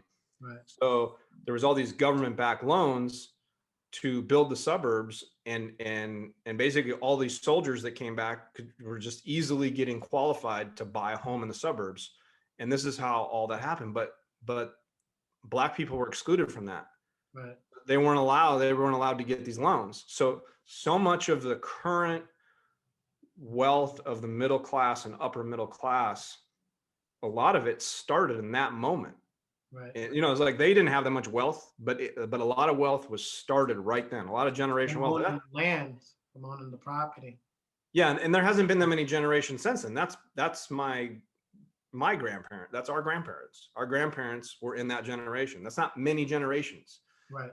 And of course, then beyond that, we know about the redlining and not giving mortgages, like as a policy that continued to happen. Right. Ongoing. Yes. And this causes a major wealth gap. And so it's like, not only do we have Iran-Contra and the CIA smuggling smuggling cocaine and creating the crack epidemic and purposely putting it in Black neighborhoods in America. Not only do we have that, which by the way happened under Reagan, who was a Republican. So this is another important point. Point, a unifying point, because Yeah. Republicans have to take responsibility for that and look at it and say, Right. no, this is a real thing. Like, you might have an aversion to Black Lives Matter because it has a communist agenda, but you still need to come to the table and get honest about a couple things. And, Right. and one of those things is, well, Iran-Contra happened under Reagan, and that's one of your heroes. Mm-hmm. But he's not ever going to be a hero to the Black community ever, because he was involved in Iran-Contra and helped create the crack epidemic, and that's now declassified. So that's a major issue. And then but even bigger, I think, is this wealth gap that got created by the suburbs basically being created, and all the soldiers that came back got these mortgages, and that's where all this wealth got created. So anyway, I just want to say those couple points that, like, I do think that these are like really important issues that I think have a potential for honesty to come out on both sides, to recognize, like, this is what needs to happen. There needs to be a reconciliation of, like, okay, what part of Black Lives Movement are the Republicans resisting? Oh, it's just the communist part. It's not the racism part. It's the communist part. Oh, okay, well, let's delete the communist part and get back to the racist part.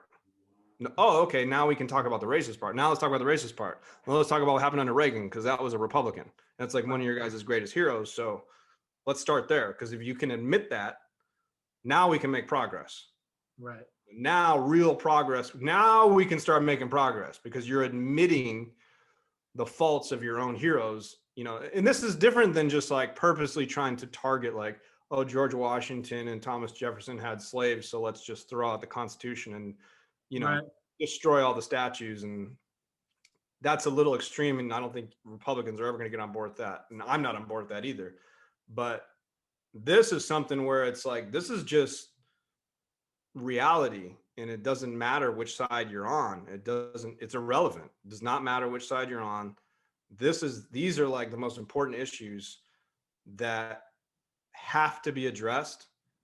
And, like, basically it's like, you got to pick your back. It's like this. Think about it from two different things. It's kind of a branding thing. You come up with a slogan or whatever it is, like, you come up with something and you just kind of run with it, right? It's also the same with the political campaign.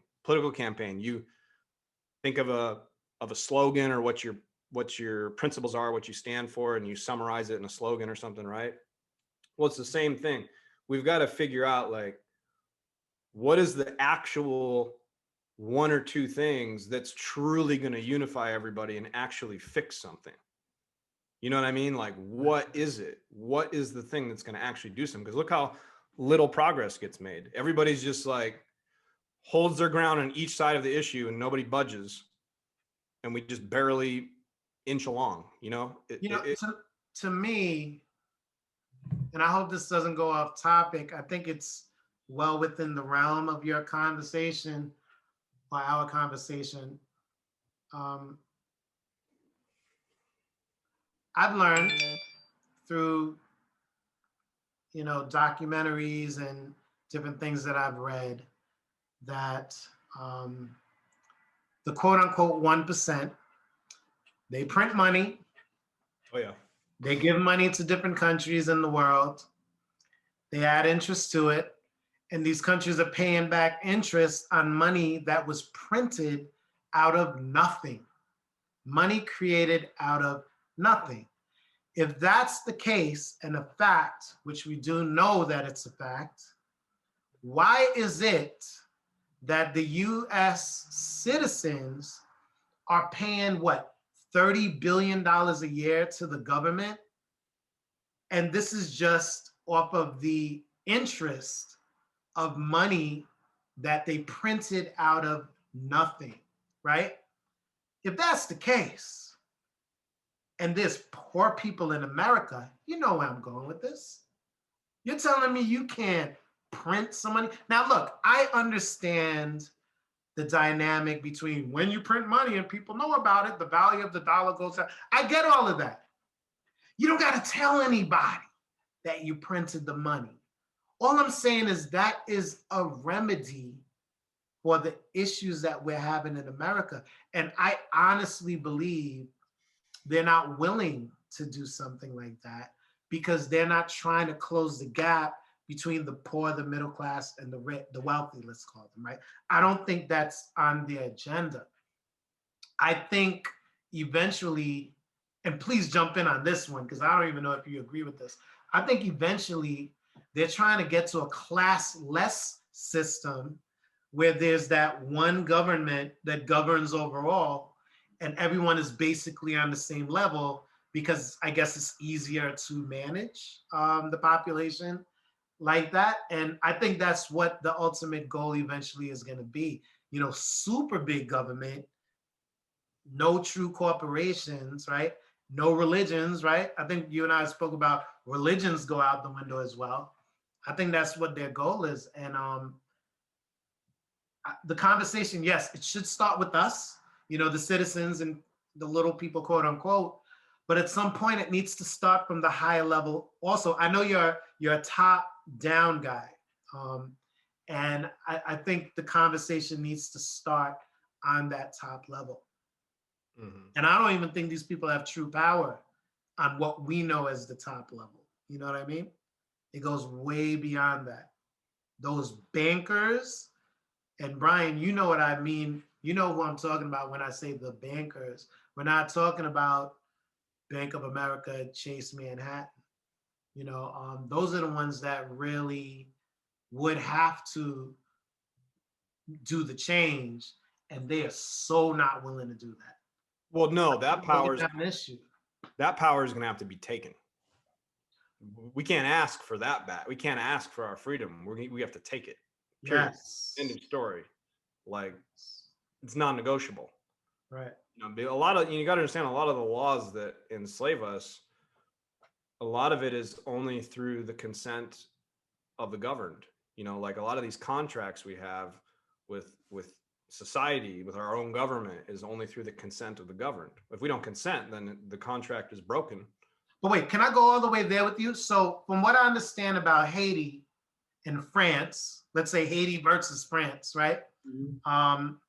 Haiti took back their power, took back their country. France was like, well, we already raped and pillaged. We're good. They left, but they said, oh, no, you guys have to pay us back the debt that you guys owe us. Your children, your children's children, so on and so forth. I believe they just finished paying back France. Correct me if I'm wrong, if you know, whatever, we should research this, but I believe they just finished paying back France what France claimed Haiti owed them, maybe like a couple of months ago. Oh, wow. So I think we run the risk, if we are dealing with the dynamic of the bankers versus, us who can take the power from them, I think we run the risk of them somehow figuring out a way to force us to pay us back this money they made out of nothing. Oh, that'll never happen. But No, when I say take our power back and like take our freedom, it means like we're just not paying them. It's done. Like at some point, the U.S. government with the power of the military is going to say, no, we're just done. Like it's done. military. Contract is breached. It's over. Like you misled the American people. Like, you know, the whole thing was a scam. The whole thing is a scam. Right. The And to be IRS, honest with you, right? well, yeah. So the IRS is actually an entity based out of Puerto Rico, and all the taxes we pay actually just go to pay the interest on the money that the Federal Reserve lent us. And that's what's actually happening. We don't even get the money back. There's a whole facade about like that we're paying these taxes to have all these services. That's not really where those services get paid. That IRS tax money, the income tax, that's going to pay them. That's going to pay the Federal Reserve. The interest we owe them on the money they created out of thin air and loaned to us as debt and then tacked interest on top of it. Right. And the way the system works, it's impossible. This is another thing, even people that are vaguely familiar with this, they don't realize there's not even enough money in existence to ever pay it back because the amount we owe in interest is greater than the amount of money that there is. Right. So it's literally in existence. It's literally impossible. Right. You could never pay the debt ever because it does not exist. There's not enough money in the world to pay the debt. So the whole thing is a scam to bankrupt us and take everything and have total control. Right. So now for people, I guess this is a good segue for people that, I mean, let's just assume most people, especially major influencers in hip hop culture, seem to be pretty anti-Trump, think he's racist, all this kind of stuff. This is the primary battle I believe he's focused on, is this. And they are the Illuminati, which is mostly, like you said, the bankers. Right. They're trying to do a global reset right now, and they're slowly rolling it out. And then that dovetail. Not only are they trying to do this global reset, they're trying to rethink through the World Economic Forum, I believe it's called. You know, they're trying to dovetail it into all these like UN agenda. There's like a agenda 2030, like these goals they have of like cutting carbon and reducing, you know, a certain amount of just, you know, ultimately they're trying to control, and it's a deeper story because they're trying to control and tax carbon, but we're a carbon-based life form. And there's a whole thing about that. There's a whole scam about inhumane. Like, what are you doing, guys? Yeah, there's a whole scam about the carbon thing, but they're basically trying to meet these goals. So we're in the midst of the clock has run out. You know, the Federal Reserve System of the U.S. that created the U.S. dollar devalued by 1% every year since 1913. And then so come by like the end of 2012, you know, there was a moment when like everyone thought the whole world might end or some crazy thing, the Mayan calendar, December 21st. Yeah. So the Federal Reserve mathematics kind of lined up with, wow, there really could be a calamity because we literally lost 1%. The value lost 1% a year since 1913, 1% a year. And so until we hit 2012, 2013, we literally got down to the last 1% of value from the original currency. And so now we've been in this by gold, basically. Well, we got off the gold standard in 1971, I believe, under Nixon. Okay. So we've been, you know, we're not even backed by gold. You know, there's not even that behind it. There's nothing. It's completely backed by nothing. And we've been for, you know, the last, I guess, 8 or 9 years now, you know, going on almost 10, we've just been whittling down that last 1%. So what's happening is the moment is coming. It's like at some point, the whole thing's just going to backfire. Everything's going to go bankrupt. It's impossible to pay it back. Like we're just getting close. And so they're getting ready to do a global reset. But tied into that is microchipping. It's about it. Here we go. Now the Bible comes in. See, the Bible was correct for sure about the mark of the beast. The mark of the beast. So part of the global reset is to vaccinate everybody. And of course, Bill Gates is connected to the luciferase enzyme. Google this if you doubt me. Google, yes. Just like Lucifer, luciferase I saw it.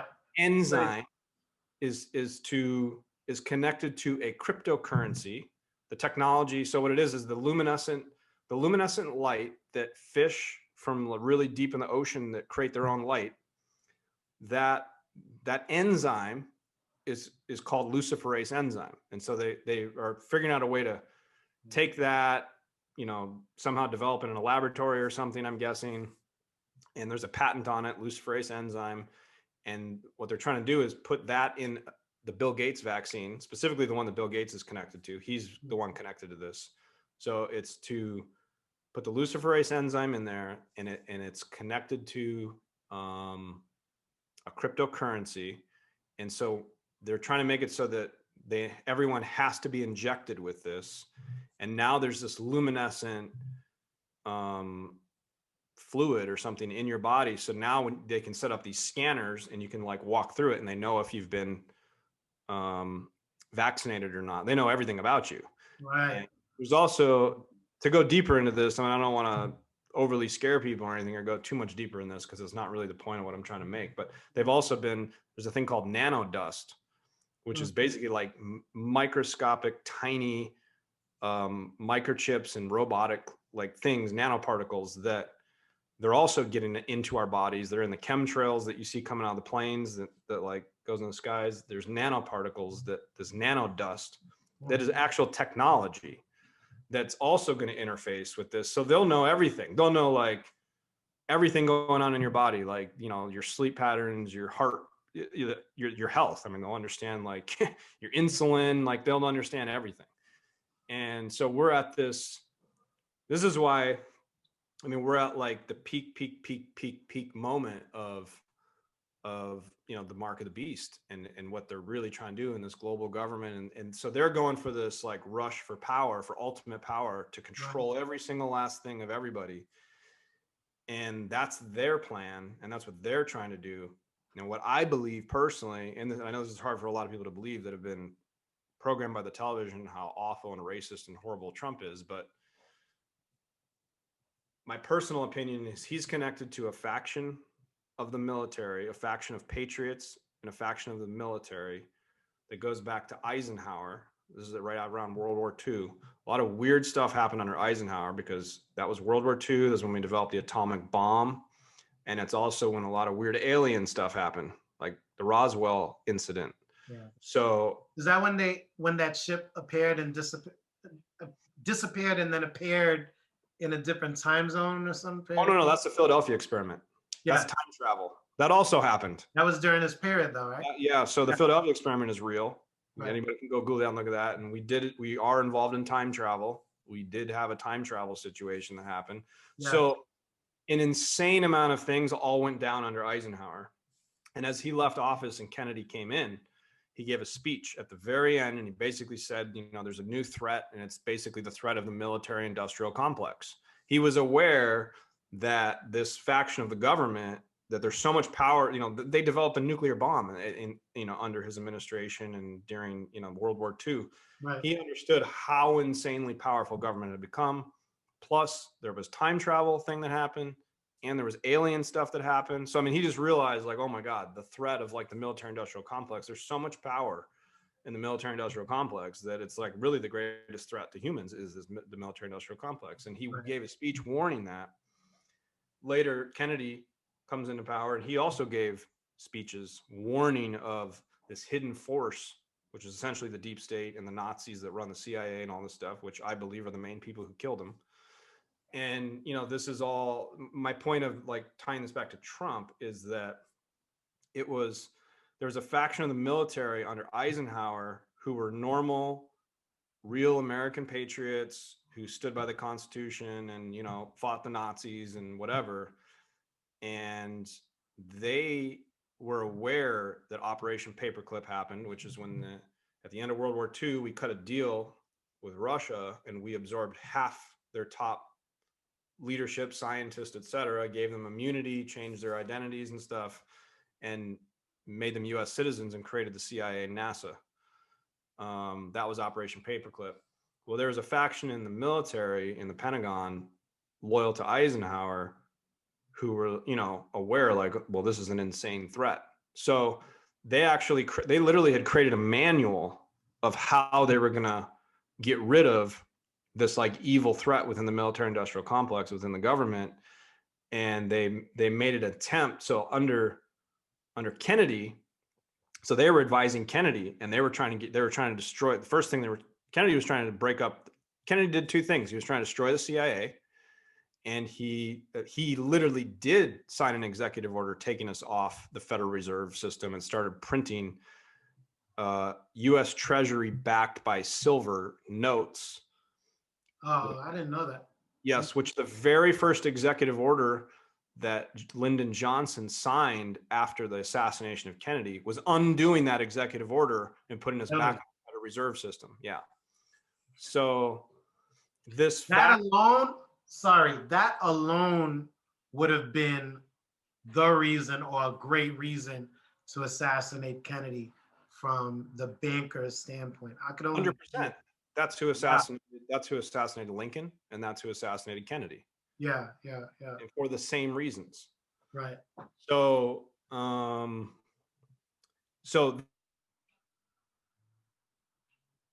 was trying, Wait, say what you just said again. The thing froze.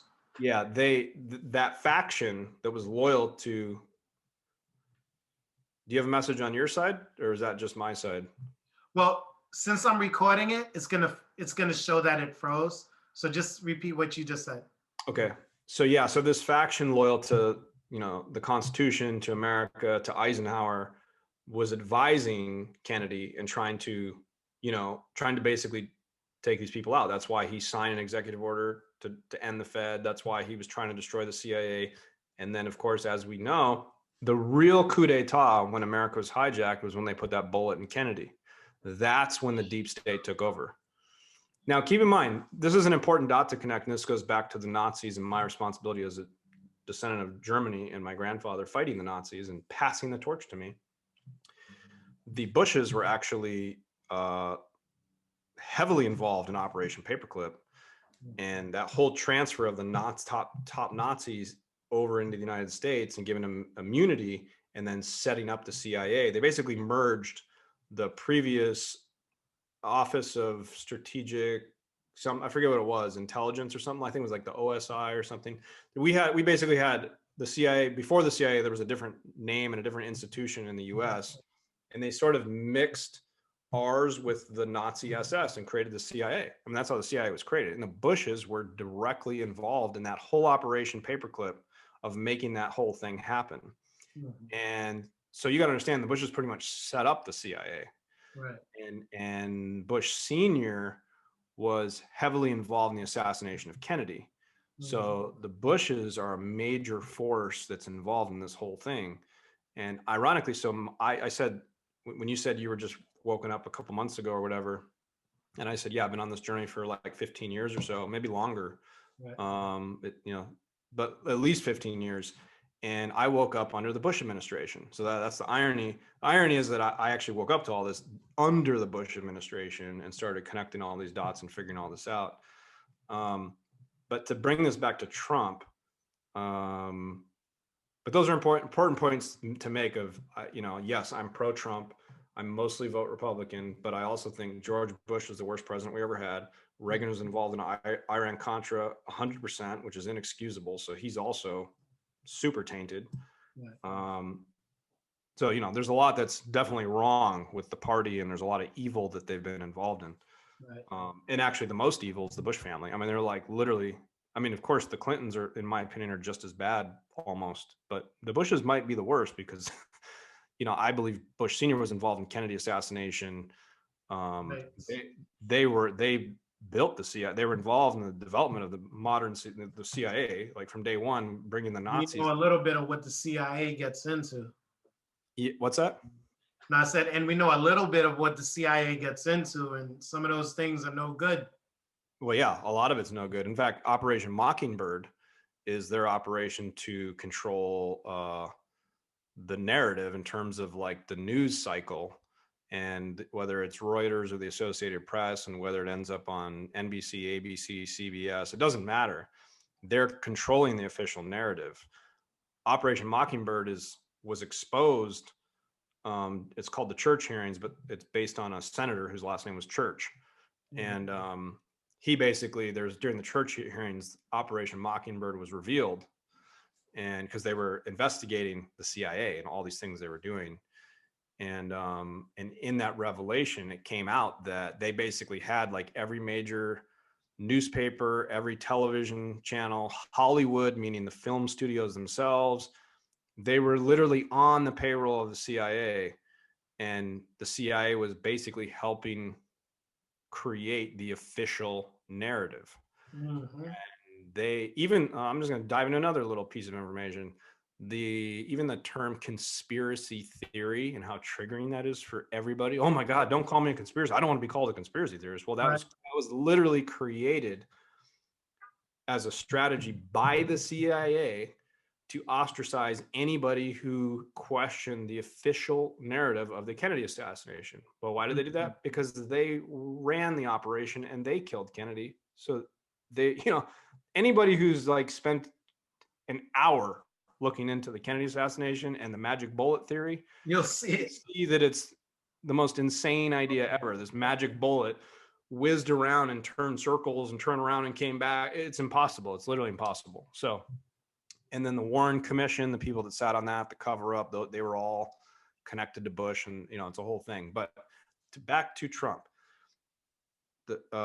there's a faction of the military that was loyal, that was trying to get rid of them under Kennedy. Unfortunately, they killed Kennedy, and that's when the real coup d'etat happened, and they seized massive power in that moment. And so pretty much every president since then has been completely under the control of these people, with one exception who tried to buck them a little bit, which was Reagan, and his vice president was George Bush Sr.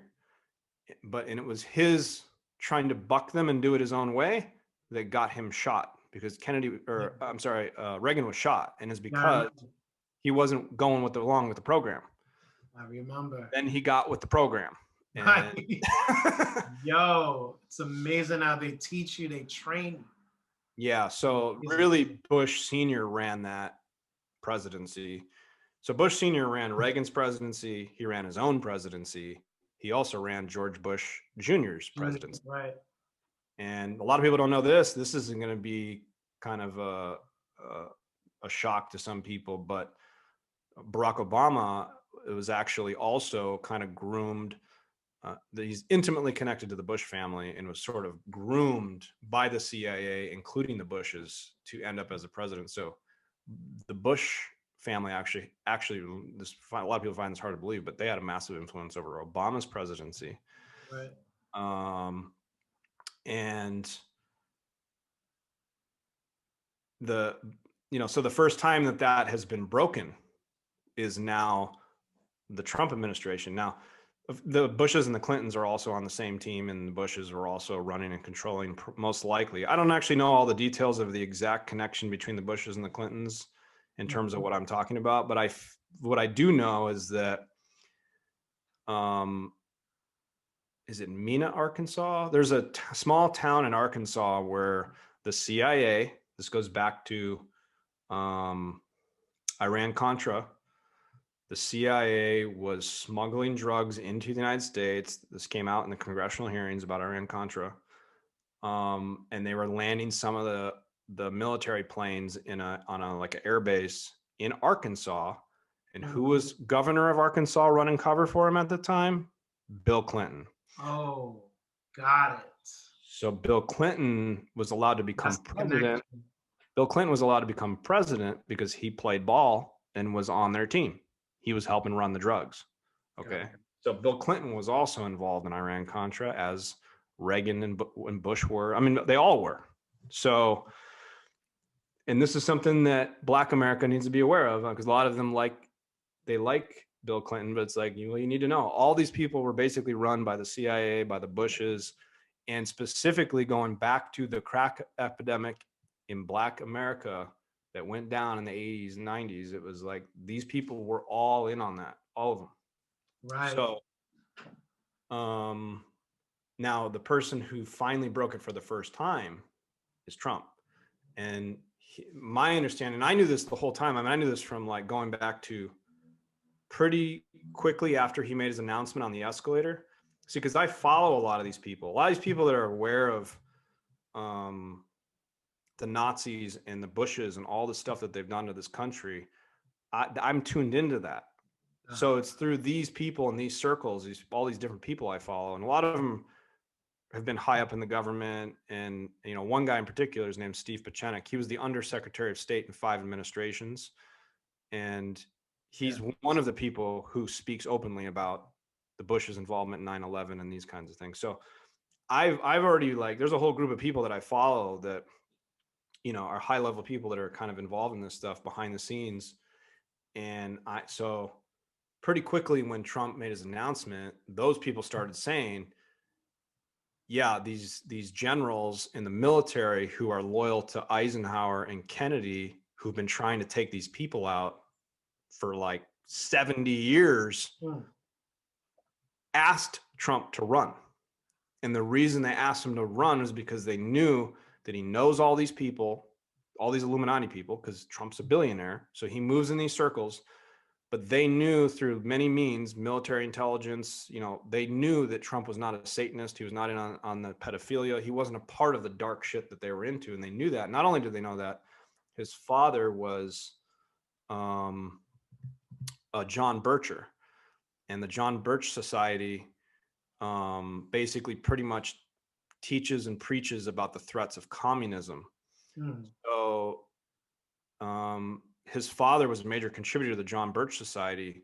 So these generals knew that Trump grew up constantly being taught about the threats of communism, which is the number one weapon that the globalists and the Satanists and the Illuminati are trying to use to take America down.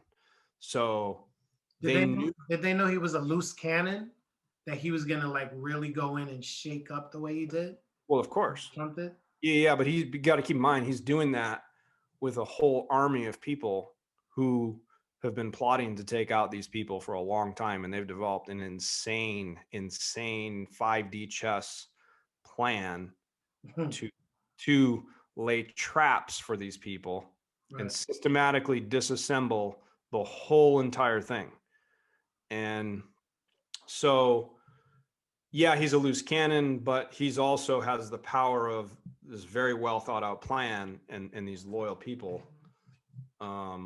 helping him execute it. So anyway, the story is simply, or what I believe to be true to date. Now, of course, if I ever see him go sideways and suddenly I'm wrong about everything, it was the greatest psyop of all time, I 100% will abandon my belief in what he's doing.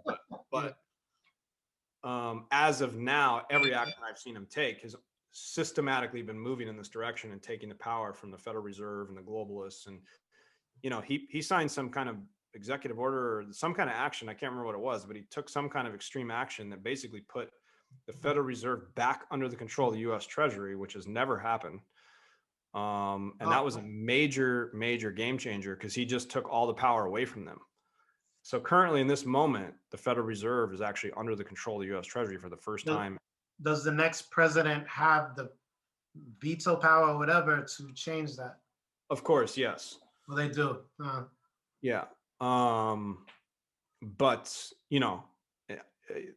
actually, let me just randomly say this too. In 2016, Hillary, I don't know this as a fact, but I'm almost positive it's the case.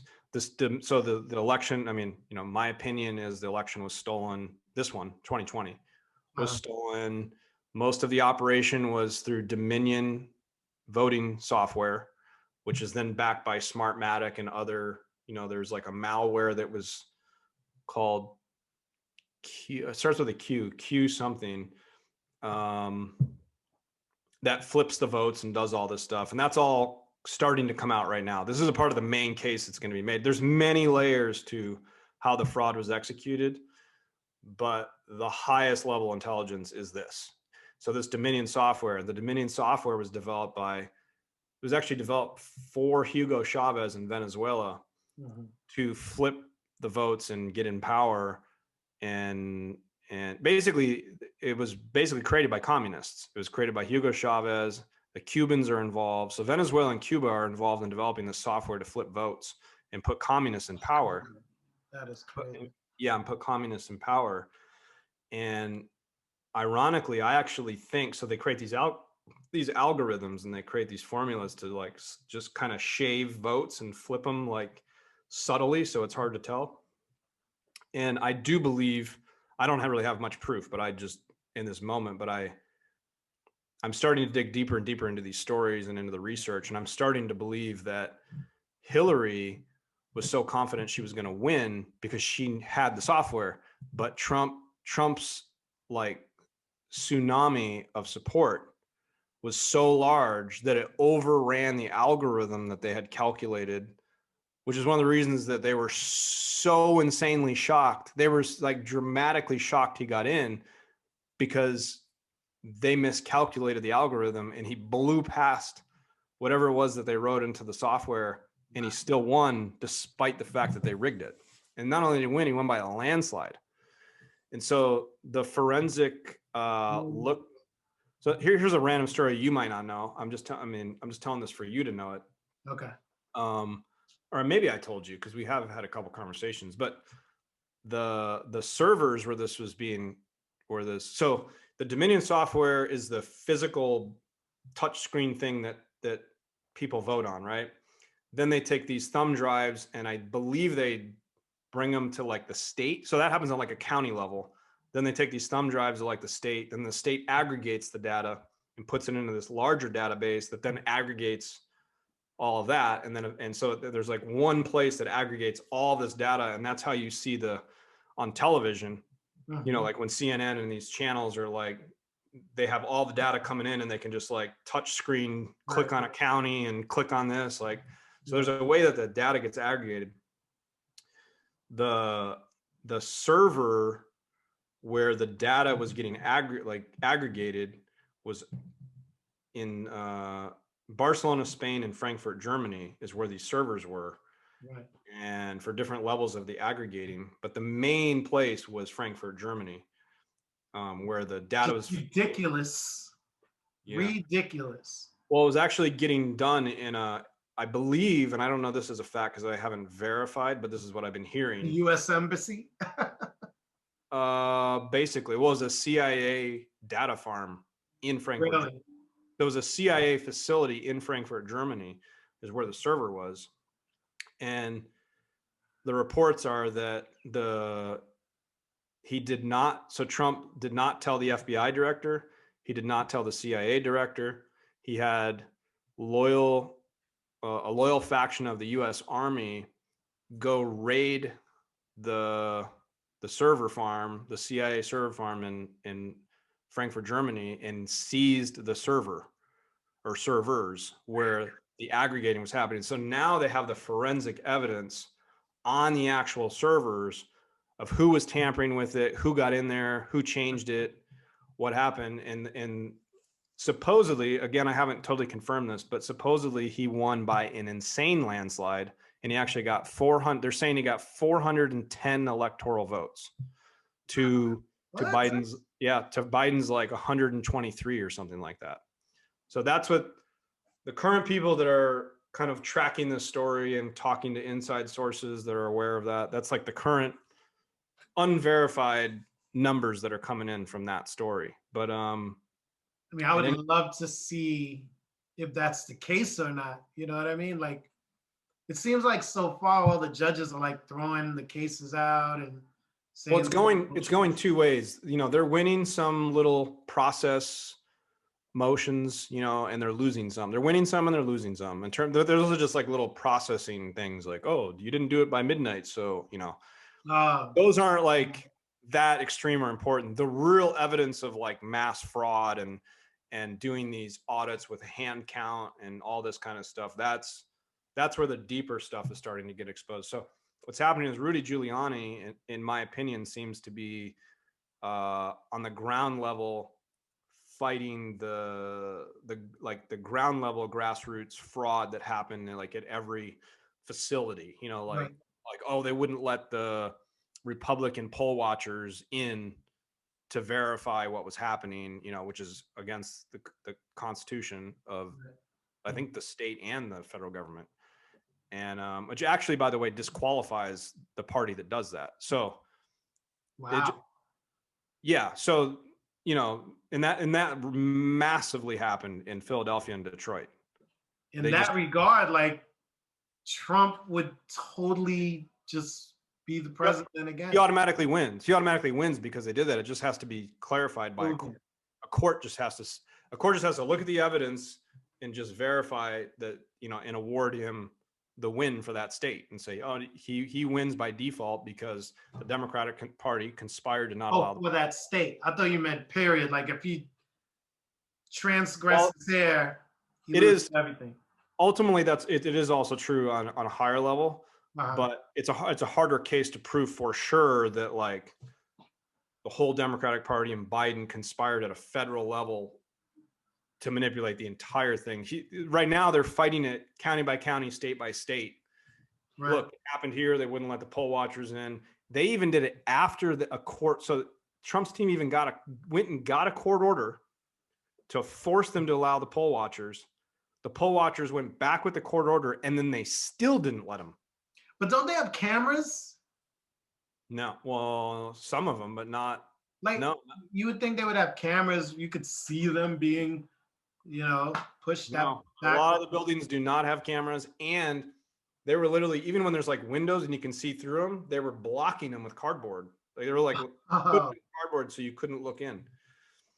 So anyway, there's definitely major crimes committed, and they completely did not follow the actual laws regarding voting and all that. So anyway, that's just like some of the levels, but the deeper level is that the Dominion software, now they have like affidavits from the people that helped create the software, admitting that this is what it was created for, was to flip votes and do this. And they have affidavits from employees at Dominion software. I mean, it's like, it's exploding. It's exploding. You're not going to see any of that on mainstream. None of that's on mainstream media. You're not going to see any of that on the television. You've got to actually blockchain. Exactly. You got to go outside of mainstream media to figure all this out. But hold that thought. I need to get something. Okay.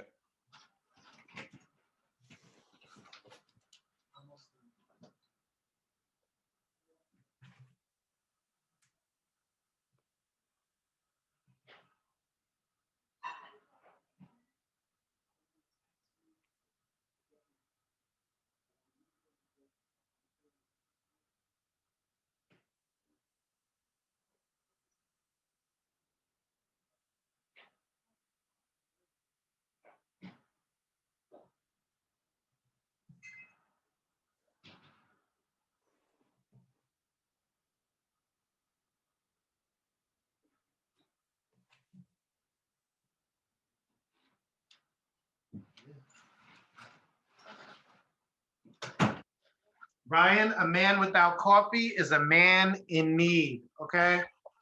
Coffee at 5:30 at night? How dare you? What are you trying to say? I don't drink coffee after 2 because I like to sleep. Oh, I need it. Let's get back into it, baby. What's up? Okay, good. I'm just going to keep running on this natural high. Yes. I did have, in all fairness, I drank a whole cup of coffee. I saw you drinking something. Yeah, since we started, I've drank a whole cup of coffee. I'm jealous. Okay, so anyway, the bottom line is Trump is, in my opinion, working with the factions, trying to take them out. They're getting ready to most likely do a global reset. The people that I know that heavily research and kind of live behind the veil of the positive global reset. So what's happening right now is we have a competition between the Luciferian, Illuminati, Luciferase enzyme mark of the beast global reset. Yeah. Versus the it's called the quantum. So the negative one is called I think it's just called the global financial reset, which is starting to be talked about by like the World Economic Forum, and like it's, you know, these huge institutions that like are involved in global economics are talking about it. Mm-hmm. And the name of the positive one that's not the mark of the beast and is not part of Bill Gates and is not a part of any of that stuff, is called the quantum financial reset, the quantum financial system, which is supposed to basically be like blockchain, quantum, cryptocurrency. Yeah, but backed by gold and silver. That will be the difference. So wait, I have to stop you there. Are they saying where they're going to get this gold and silver from? Well, a lot of it's the stolen. I mean, I'm not sharp on some of this stuff, but I'm gonna give you what I believe some of my theories are. Is I think it has something to do with a lot of the stolen gold and silver, such as the gold and silver stolen from Fort Knox, and the Federal Reserve used to be backed by gold and all this kind of stuff. Isn't it taken to China? I think a lot of it. I mean, it's all over the world, but it's Russia. Oh, okay. The first question is who took it. So these international bankers who are not Chinese took a lot of it. Ding. I believe that ultimately, the Vatican had a lot of stolen gold, Nazi gold. Like they had a lot of gold. The city of London, and I mean, like the city of London, like the legal city of London, that's like a separate entity from England. Just like DC is a separate thing from America, like how it's this sovereign thing. Yeah. That city of London, I believe, has a bunch.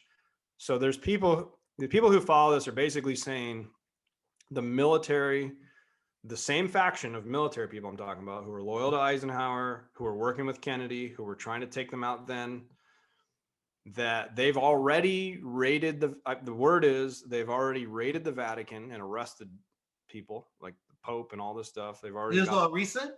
Yeah. This is like 2 months ago or something. So this is like the Pope. Yeah. So yeah, this would be conspiracy theory. This is theory. This isn't. Time alone will tell, as my mom said. Yeah, exactly. This is not proven like above board, like anybody can go see, like, oh yeah, there it is. He's in handcuffs. No, not like that. Like secret operations that have happened during COVID. The narrative has been that, he's always following the art of war, which is like allowing the enemy to, like, laying traps for the enemy, allowing the enemy to destroy themselves. Meaning who? Trump? Trump. Okay. Trump. So my personal belief is that they already knew that the bad side, the Illuminati, was going to do this COVID thing to try to destroy the economy, make Trump look bad, force vaccinate everybody, inject the luciferase enzyme, take it as an opportunity to reboot the economy, because the dollar in America was already going to crash anyway. Like we were talking about, the valuation was already going to happen. So they had this plan to do that. And even though Trump knew in advance that it was coming, he allowed them to walk into their own trap, and had already made plans for every move he was going to make based on them laying their own trap. Mm-hmm. So he allowed them to walk into their own trap, and now he's taking control of the situation. So essentially, under the cover of COVID and all these lockdowns, there's been all these secret military operations where they've been going and raiding the Vatican and the city of London and arresting the royal family of England. And they've been... Because everyone is where they're supposed to be. Well, yeah, and it's just easier to execute because there's not huge crowds of people everywhere. That's not. So when they go to raid the Vatican, nobody's there; it's empty. Right. So, this again for me is totally unverified, but this is the theory of people that believe this positive global financial reset is underway, are saying that there's all this gold and silver now. There's other layers. So there's some stolen gold and silver that's stolen from America. There's like Nazi gold that the Vatican has. There's a certain amount of gold and silver that's that. Then there's supposedly there's all kinds of like gold that a lot of people don't know about, that's like off ledger gold that has been hiding out in the Philippines for a long time. And then there's additional gold that the ancient Chinese elders, there's this group called the Chinese elders, who are these ancient royal families of China that have a lot of wealth, that have insane wealth and money and stuff. They are not currently in power and in control. The communist regime is currently in power and control. But apparently there's this hidden power in China that is actually working with us, like the Trump, Eisenhower loyal faction, to also take out the Communist Party of China and put the original power back in, because they've also been hijacked by the same globalists, the same way America's been hijacked. China was hijacked too. So supposedly we're working with them, and a lot of their wealth in gold is going to help reboot this new system too.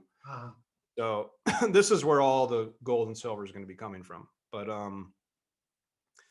the bottom line is, there's supposed to be a quantum financial reset, a whole new quantum system, cryptocurrency, all this kind of stuff, backed by gold and silver. And there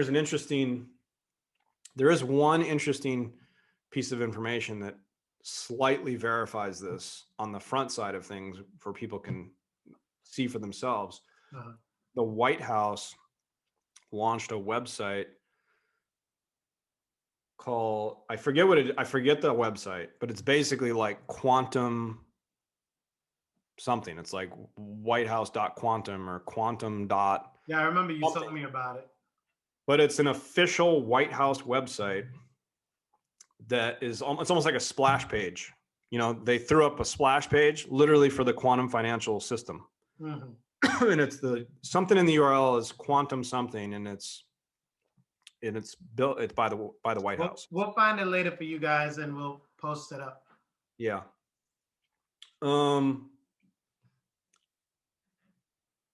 Okay. Shoot, I got to get going soon, unfortunately. Okay. Might have to do a part 2. We could do this every day, Brian. Stop. I'm ready for this. I've been wanting this all year. It's true. Well, for the past 2-3 months. I guess the main point, the real spiritual gangster, hip hop culture, my journey, your journey, the convergence of all of it together, this unique moment in human history where the spiritual battlefield is real. The forces of Lucifer, Satan. Like I said, I believe, so I'm not 100% Christian. I guess I'll speak to that real quick. Maybe this will be one of the last things to get into. Okay. I had a grandmother, not the same as the grandfather. So the grandfather, World War II, all that's on my dad's side. On my mom's side, I had a grandmother who was a minister of the Unity Church out in Sedona, Arizona, which is where I grew up. And Sedona's like New Age capital. And, so we get all the UFO stuff and psychics and all kinds of random like crazy stuff out there. Yeah. What I know. That's really big out there. And my grandmother was a minister of the Unity Church. And that's actually how and why we moved out there, was because she was there. Okay. So I kind of grew up a little bit in her church. She also passed when I was like 12 years old, I think. So, it was only a short window of like from about 10 to 12. I spent like in her church, like every Sunday. And, and she kind of taught me a lot of specific things. And so one of the main things she taught me, though, was essentially that like the biggest point of Christianity is not to worry about like arguing about history and artifacts and timelines and this and that. It's just simply the moral of the story. Like the only thing that matters is the moral of the story. It doesn't even matter if the story is true. It's the moral of the story. What's the lesson? What's the teachings of Christ? So in that sense, I'm totally Christian, in the sense of I 100% believe in the teachings of Christ and Christ consciousness and to be like Christ and all those things. And I also believe in the Judeo-Christian angelic hierarchy. I don't know for sure if I completely believe in actual Lucifer or not, but I definitely think there's an evil force in the universe. And I definitely think our current world leaders worship this thing.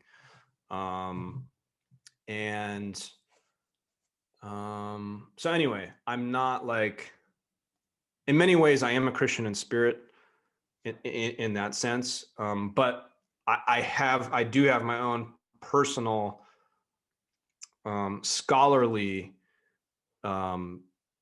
points of contention and debate, because I have studied some of the historical context of these things. So I debate these things. You know, it's like I'm not a big fan of the Committee of Nicaea creating the Bible, and under Constantine, it was a political thing, and you know what I mean? Like, so I have some. You're not fully indoctrinated with the whole concept of Christianity. Because Correct. things were tampered with throughout. Yeah, very tampered with. But the teachings and the morals and all those things, like most of the cosmology, I'm pretty much there. What your grandmother said was so profound, bro. Like, I just really wanted to pause on that for a minute. In the Bible, it says there's a word called Salah. It means stop and think about it. That's a Salah moment. Yeah, very profound. Yeah, it's just focus on the moral of the story, not the worrying about like the facts and all that. That's irrelevant. It's what's the teaching. So that's really been my guiding light. And in this battle, this spiritual battlefield we're on, for somebody who's just barely outside of Christianity, although I share all the same values, the same cosmology, you know, I'm like right on the edge. But I'm also very open-minded to like Hindus and Buddhists, and I have a deep appreciation for a lot of other religions that are similar, like in terms of like, you know, well, they're not Satanists, you know, they're not like worshiping evil. You know, I'm like right on the edge, but I personally believe, and I tell this to people who are not Christian. So there's a lot of people who are awake, who are not Christian, who are aware of the Illuminati and all these kinds of things. Like, oh my God, these weird devil worshippers run the planet, and they're not Christian. And when I tell them, I'm like, well, one thing you gotta understand is that in the war that we're in, the spiritual war we're in, our greatest allies are the Christians. Like, Christianity is the greatest ally against Lucifer. Like, you realize that, like, even if you're not 100% bought into Christianity all the way yourself, you like, that's our ally. The information is in the book. Not only is it our ally, it's our army. Right. I mean, we will not win if we are not united with the Christians. It's like, it's everything. Like, the Christian world is literally everything, whether you're Christian or not. If you're aware of the Illuminati and you're not evil, if you're not evil and you're aware of the Illuminati, then the only army you can really align with is the Christian army. I mean, it's like, that's who's aware of Satan and all his ways, and you know what I mean? Like, you know, has the wisdom of like, no, this is how it works. This is how they trick you. This is how, you know, these are the temptations. You know, this is how Lucifer tricks people. Like, the wisdom of Christianity, the wisdom about how to deal with the Luciferians and Satan is in Christianity. So, and the wisdom of how to be is in the teachings of Christ.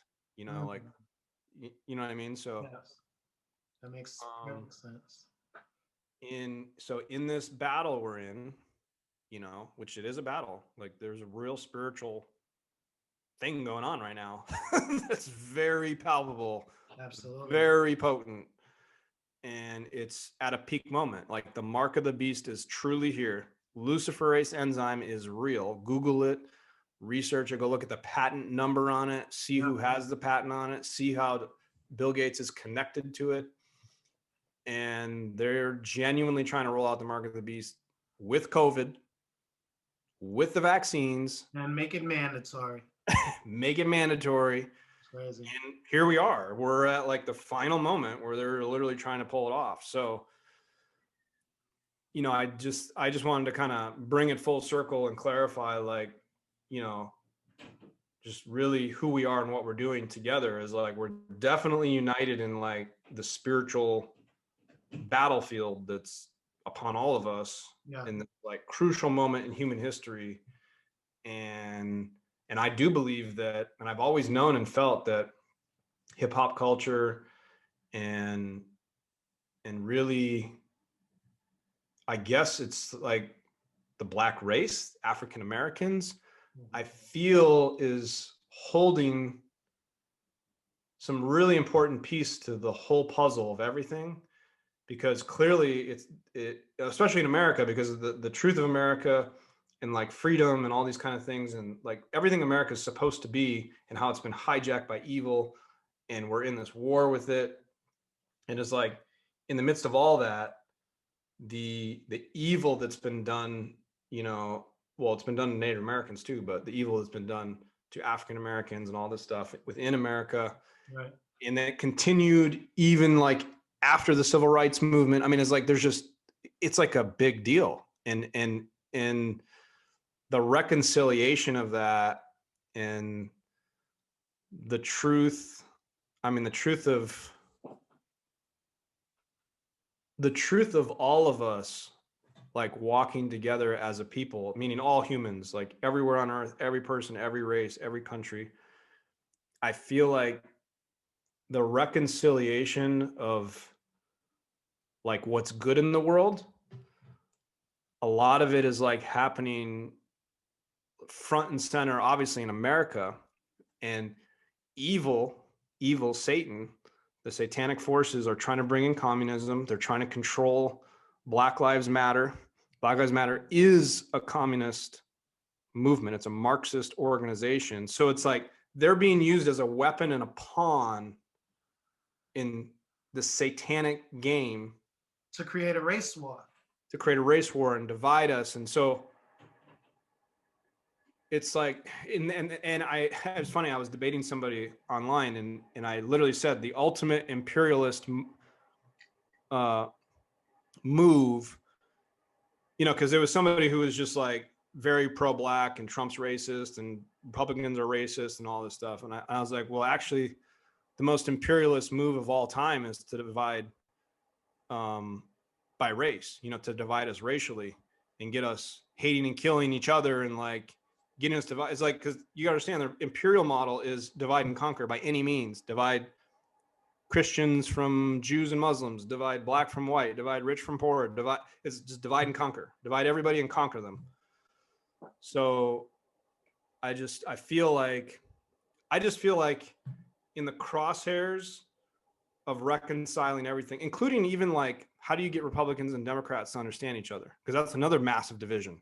Like one of the greatest divisions in the country, of course, is also the Democrats and Republicans. So I was like, how do you reconcile that? Well, in the crosshairs of that reconciliation, it like the whole Black Lives Matter conversation, the Black culture needs to understand those people are Marxists, and Marxism has led to the death of 262 million people in the 20th century. From 1900 to 1999, 262 million people were killed under communism all over the world, tried over and over and over. That's what communism leads to. It's the ultimate oppression, right? The ultimate lack of freedom. And that force is trying to hijack the real legitimate racial pain, suffering, and like conflict and turmoil that's happened in American history, and purposely strike a nerve and manipulate you to have you become a weapon to bring everybody into that. Right. You know what I mean? So it's like the need for you to wake up is like, it's like it's the final puzzle piece, is like Black America has to wake up. The whole world is dependent on Black America waking up. The whole world. Let's go deeper, and I know you have to go. So to piggyback off of what you just said, once the race war, then it seems like law enforcement gets pulled out of the equation. It creates the panic even between these two bodies of people warring with each other. Then it turns into, where's the government? Where's law enforcement? No one's helping us. And then it seems like the two groups, let's just keep it to a minimum, the two groups now turns to law enforcement, which is run by the government, I guess, right? And mm-hmm. That's essentially how big government comes back into the equation, right? And becomes now.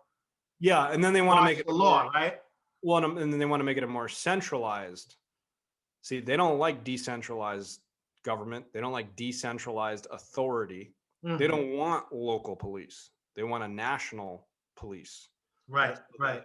So that when they seize control of the federal government, they have a national police force. So everything's centralized by them. Right.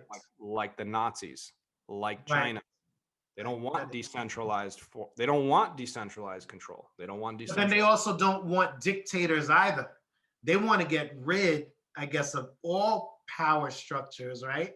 And Well, become that one governmental power, right? eventually, but they got to do that through multiple dictators. Okay, So they have so multiple dictators ruling. governing. You know, it's not real. Ultimately, like, for example, China is like, in many ways, the president of China is a dictator, but not really, because at the same time, it's really the Communist Party who holds him in position to do that. And obviously, he can't do anything he wants. If he were to go rogue on them, and they're the closest people to him, they could take all his power from him, they can assassinate him. I mean, you know, you only have so much power on your own. So it's not like the ultimate dictatorship. It's a, you know, ultimately it is a satanic oligarchy. It is, you know, it is a shared power of, like, picture a boardroom. The visualization is, picture a boardroom. In the last seat in the boardroom, the chairman of the board is Satan himself. Yeah. That's their vision. Yes. And I literally believe, I'm not even kidding, I literally believe they would actually have a boardroom, and I believe they would actually have a seat for Satan. I believe that. I think they would actually try to, like, ceremoniously bring the presence of evil into the, you know, into their board. Sure. So that's like the ultimate plan. But in terms of just like the destiny of America in the next couple of years, yeah, it's to divide us through race wars, force vaccinate us, bring in communism, centralize the power. That's why they don't want a local police force. Right. They want to centralize it. They want to seize control of the country, centralize the power, and have a national police force. But so essentially, we're the last democracy on earth. In the sense that, yeah, if we fall, everyone falls. We're the only hope for the whole world. So, and you see how intriguing it is that sitting in the crosshairs of all that responsibility and all that power and all that spiritual warfare is the African American population and hip hop culture, sitting right in the crosshairs. Because what affects pop culture? What affects Black culture, and how does Black culture affect popular culture, world culture, the most? It's through hip hop culture. True. I mean, even, you know, that obviously includes all the actors and entertainers and, you know, football players, basketball players, you know, includes all that, because really it's just, you know, popular culture has many tentacles. Yes. And you know, truth be told, and we have 3 more minutes until we've been on for 3 hours. But truth be told, hip hop is so attractive that every single culture in the world really took it in and now reinterprets hip hop through their own culture. So now everyone owns a piece or owns their own version of hip hop. And it really represents this current culture that's in the world right now, you know. And we have the power, bro. United Nations of hip hop. It's a lot of responsibility, but I don't really think that shakes me at all. It's about, I think, just it's clarity. I think the most important thing for our success is really just our clarity of vision and our clarity of purpose, and and most importantly, our clarity of intent. Like, what is our intent? Well, it's to do our part. If I could clarify it, our intent, my intent, but I can say our intent is to responsibly bring together all the different facets of the world and hip hop culture and how it all comes together. It's like, it's bringing together and reconciling the role that hip hop culture plays in the world, and how it sits in these crosshairs of this spiritual battlefield that we're all on. And it's like, the forces of evil have already oppressed Black culture in America as much as they humanly can. At every turn, they've hijacked. Another thing we never even really got into, they hijacked the music industry. Hip hop itself has been hijacked and weaponized against the people. They popularized certain things and had ownership equity in the prison industrial complex. Right. and there's a huge agenda to create what we see today. Yeah, And they've demonized things that we should hold at high value and have romanticized things that we should be discarding and not having a part of our daily lives. 100%. And in many ways, it's like, in many ways, I think this is the darkest hour of hip hop, in the sense that I think most of the culture is valuing the wrong things, Yeah. thinks Trump is a racist, and, you know, is running on like, he's racist, he's racist, he's racist, he's racist, Trump's a racist, fuck Trump, fuck Trump, fuck Trump. They're so anti-Trump, and as they don't really understand the war that's actually happening. And I don't really, I'm going to go ahead and say it, because I just think it needs to constantly be repeated over and over and over. The biggest lie that's been told to the African-American community and hip hop culture regarding him being racist. Now, there's some, you know, you could debate his comments about the illegal immigrants coming from Mexico and these countries that are shitholes, or whatever he called them, you know, in like, you know, the Middle East or whatever, or Africa or wherever they are. But the biggest one, the number one thing that I think is the main lie, was him saying there's perfectly fine people on both sides of what went down in Charlottesville, and them acting like he clearly meant the white supremacists and the people against the white supremacists. But the reality is, anybody who's watched the full clip, within less than a minute of the same exact clip and the same exact talk, he literally completely renounces neo-Nazis and white supremacists by name, which makes it obvious that what he really means when he's saying that is that he means well-meaning liberals and well-meaning conservatives who are both trying to exercise their rights and are both protesting. They have opposite worldviews, but they both mean well. They're just normal people who have opposite political beliefs, but they're normal people. They're not evil people who want to like drive a car through a crowd and kill people. They just have different political beliefs. I have to say this.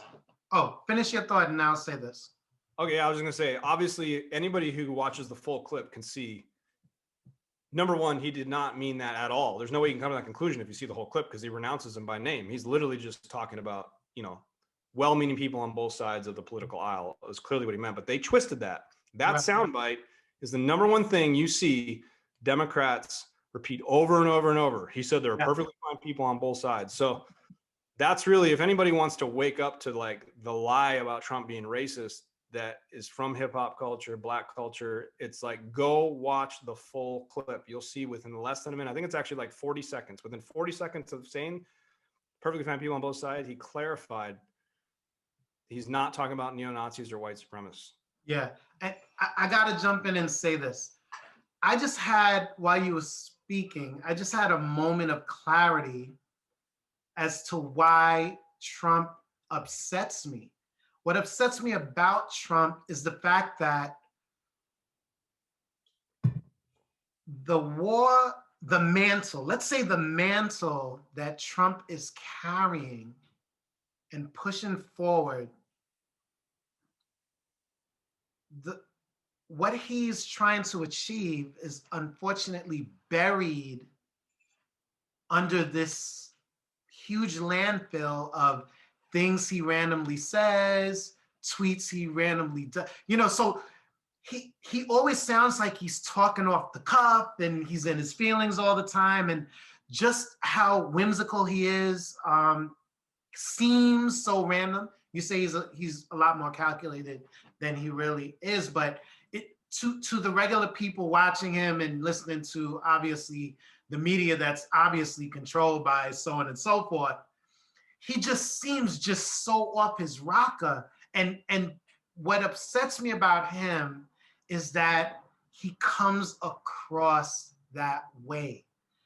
I just wish, and I believe that he would be well received if he was just like a normally functioning politician, which kind of becomes kind of like an oxymoron, right? Like there's no such thing as like a normally, you know, because what you would deem a normal politician is someone who lies all the time.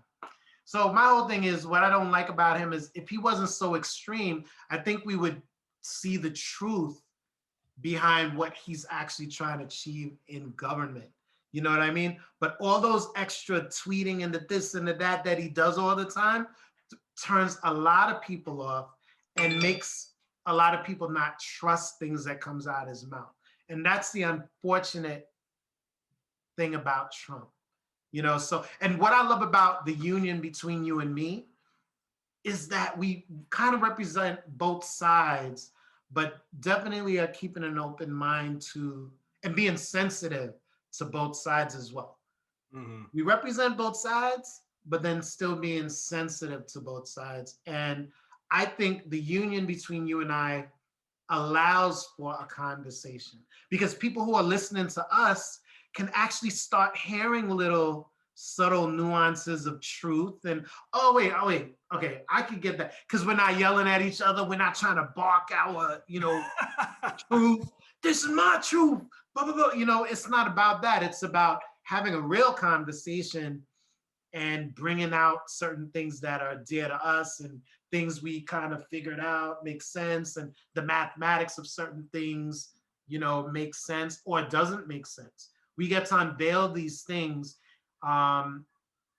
outside of a hostile environment, and this is just a really good union. And I'm excited for what we're starting right now, because this really is the beginning of something amazing, this platform that we've created going forward. And as we start bringing people in who have super strong opinions about certain things, this is a perfect environment for them to, share, and, we could get into the nitty gritty of everything.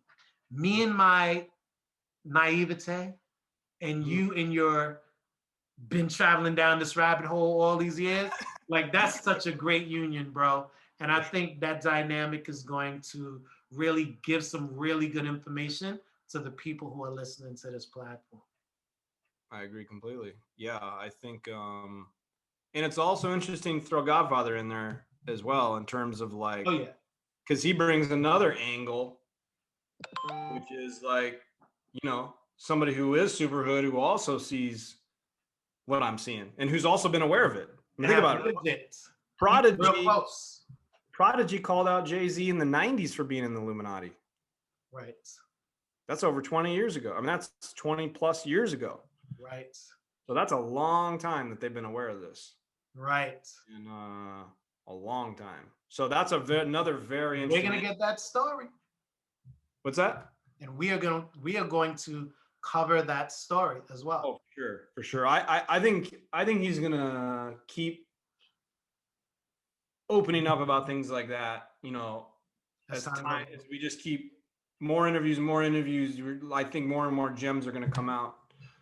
And it's funny, we actually still have more to explore in terms of, we didn't even get into how you and I met and all the dot connecting. Hold on. Do you think they're ready for it? I don't know. Do you think they're ready for it? Absolutely. Absolutely, they're ready for it. Should we? I do have to get going. We've been exactly 3 hours. What we should do is we should just pick up from right here, because we know exactly. Yeah, exactly. Right here. Yeah, this is perfect. All right.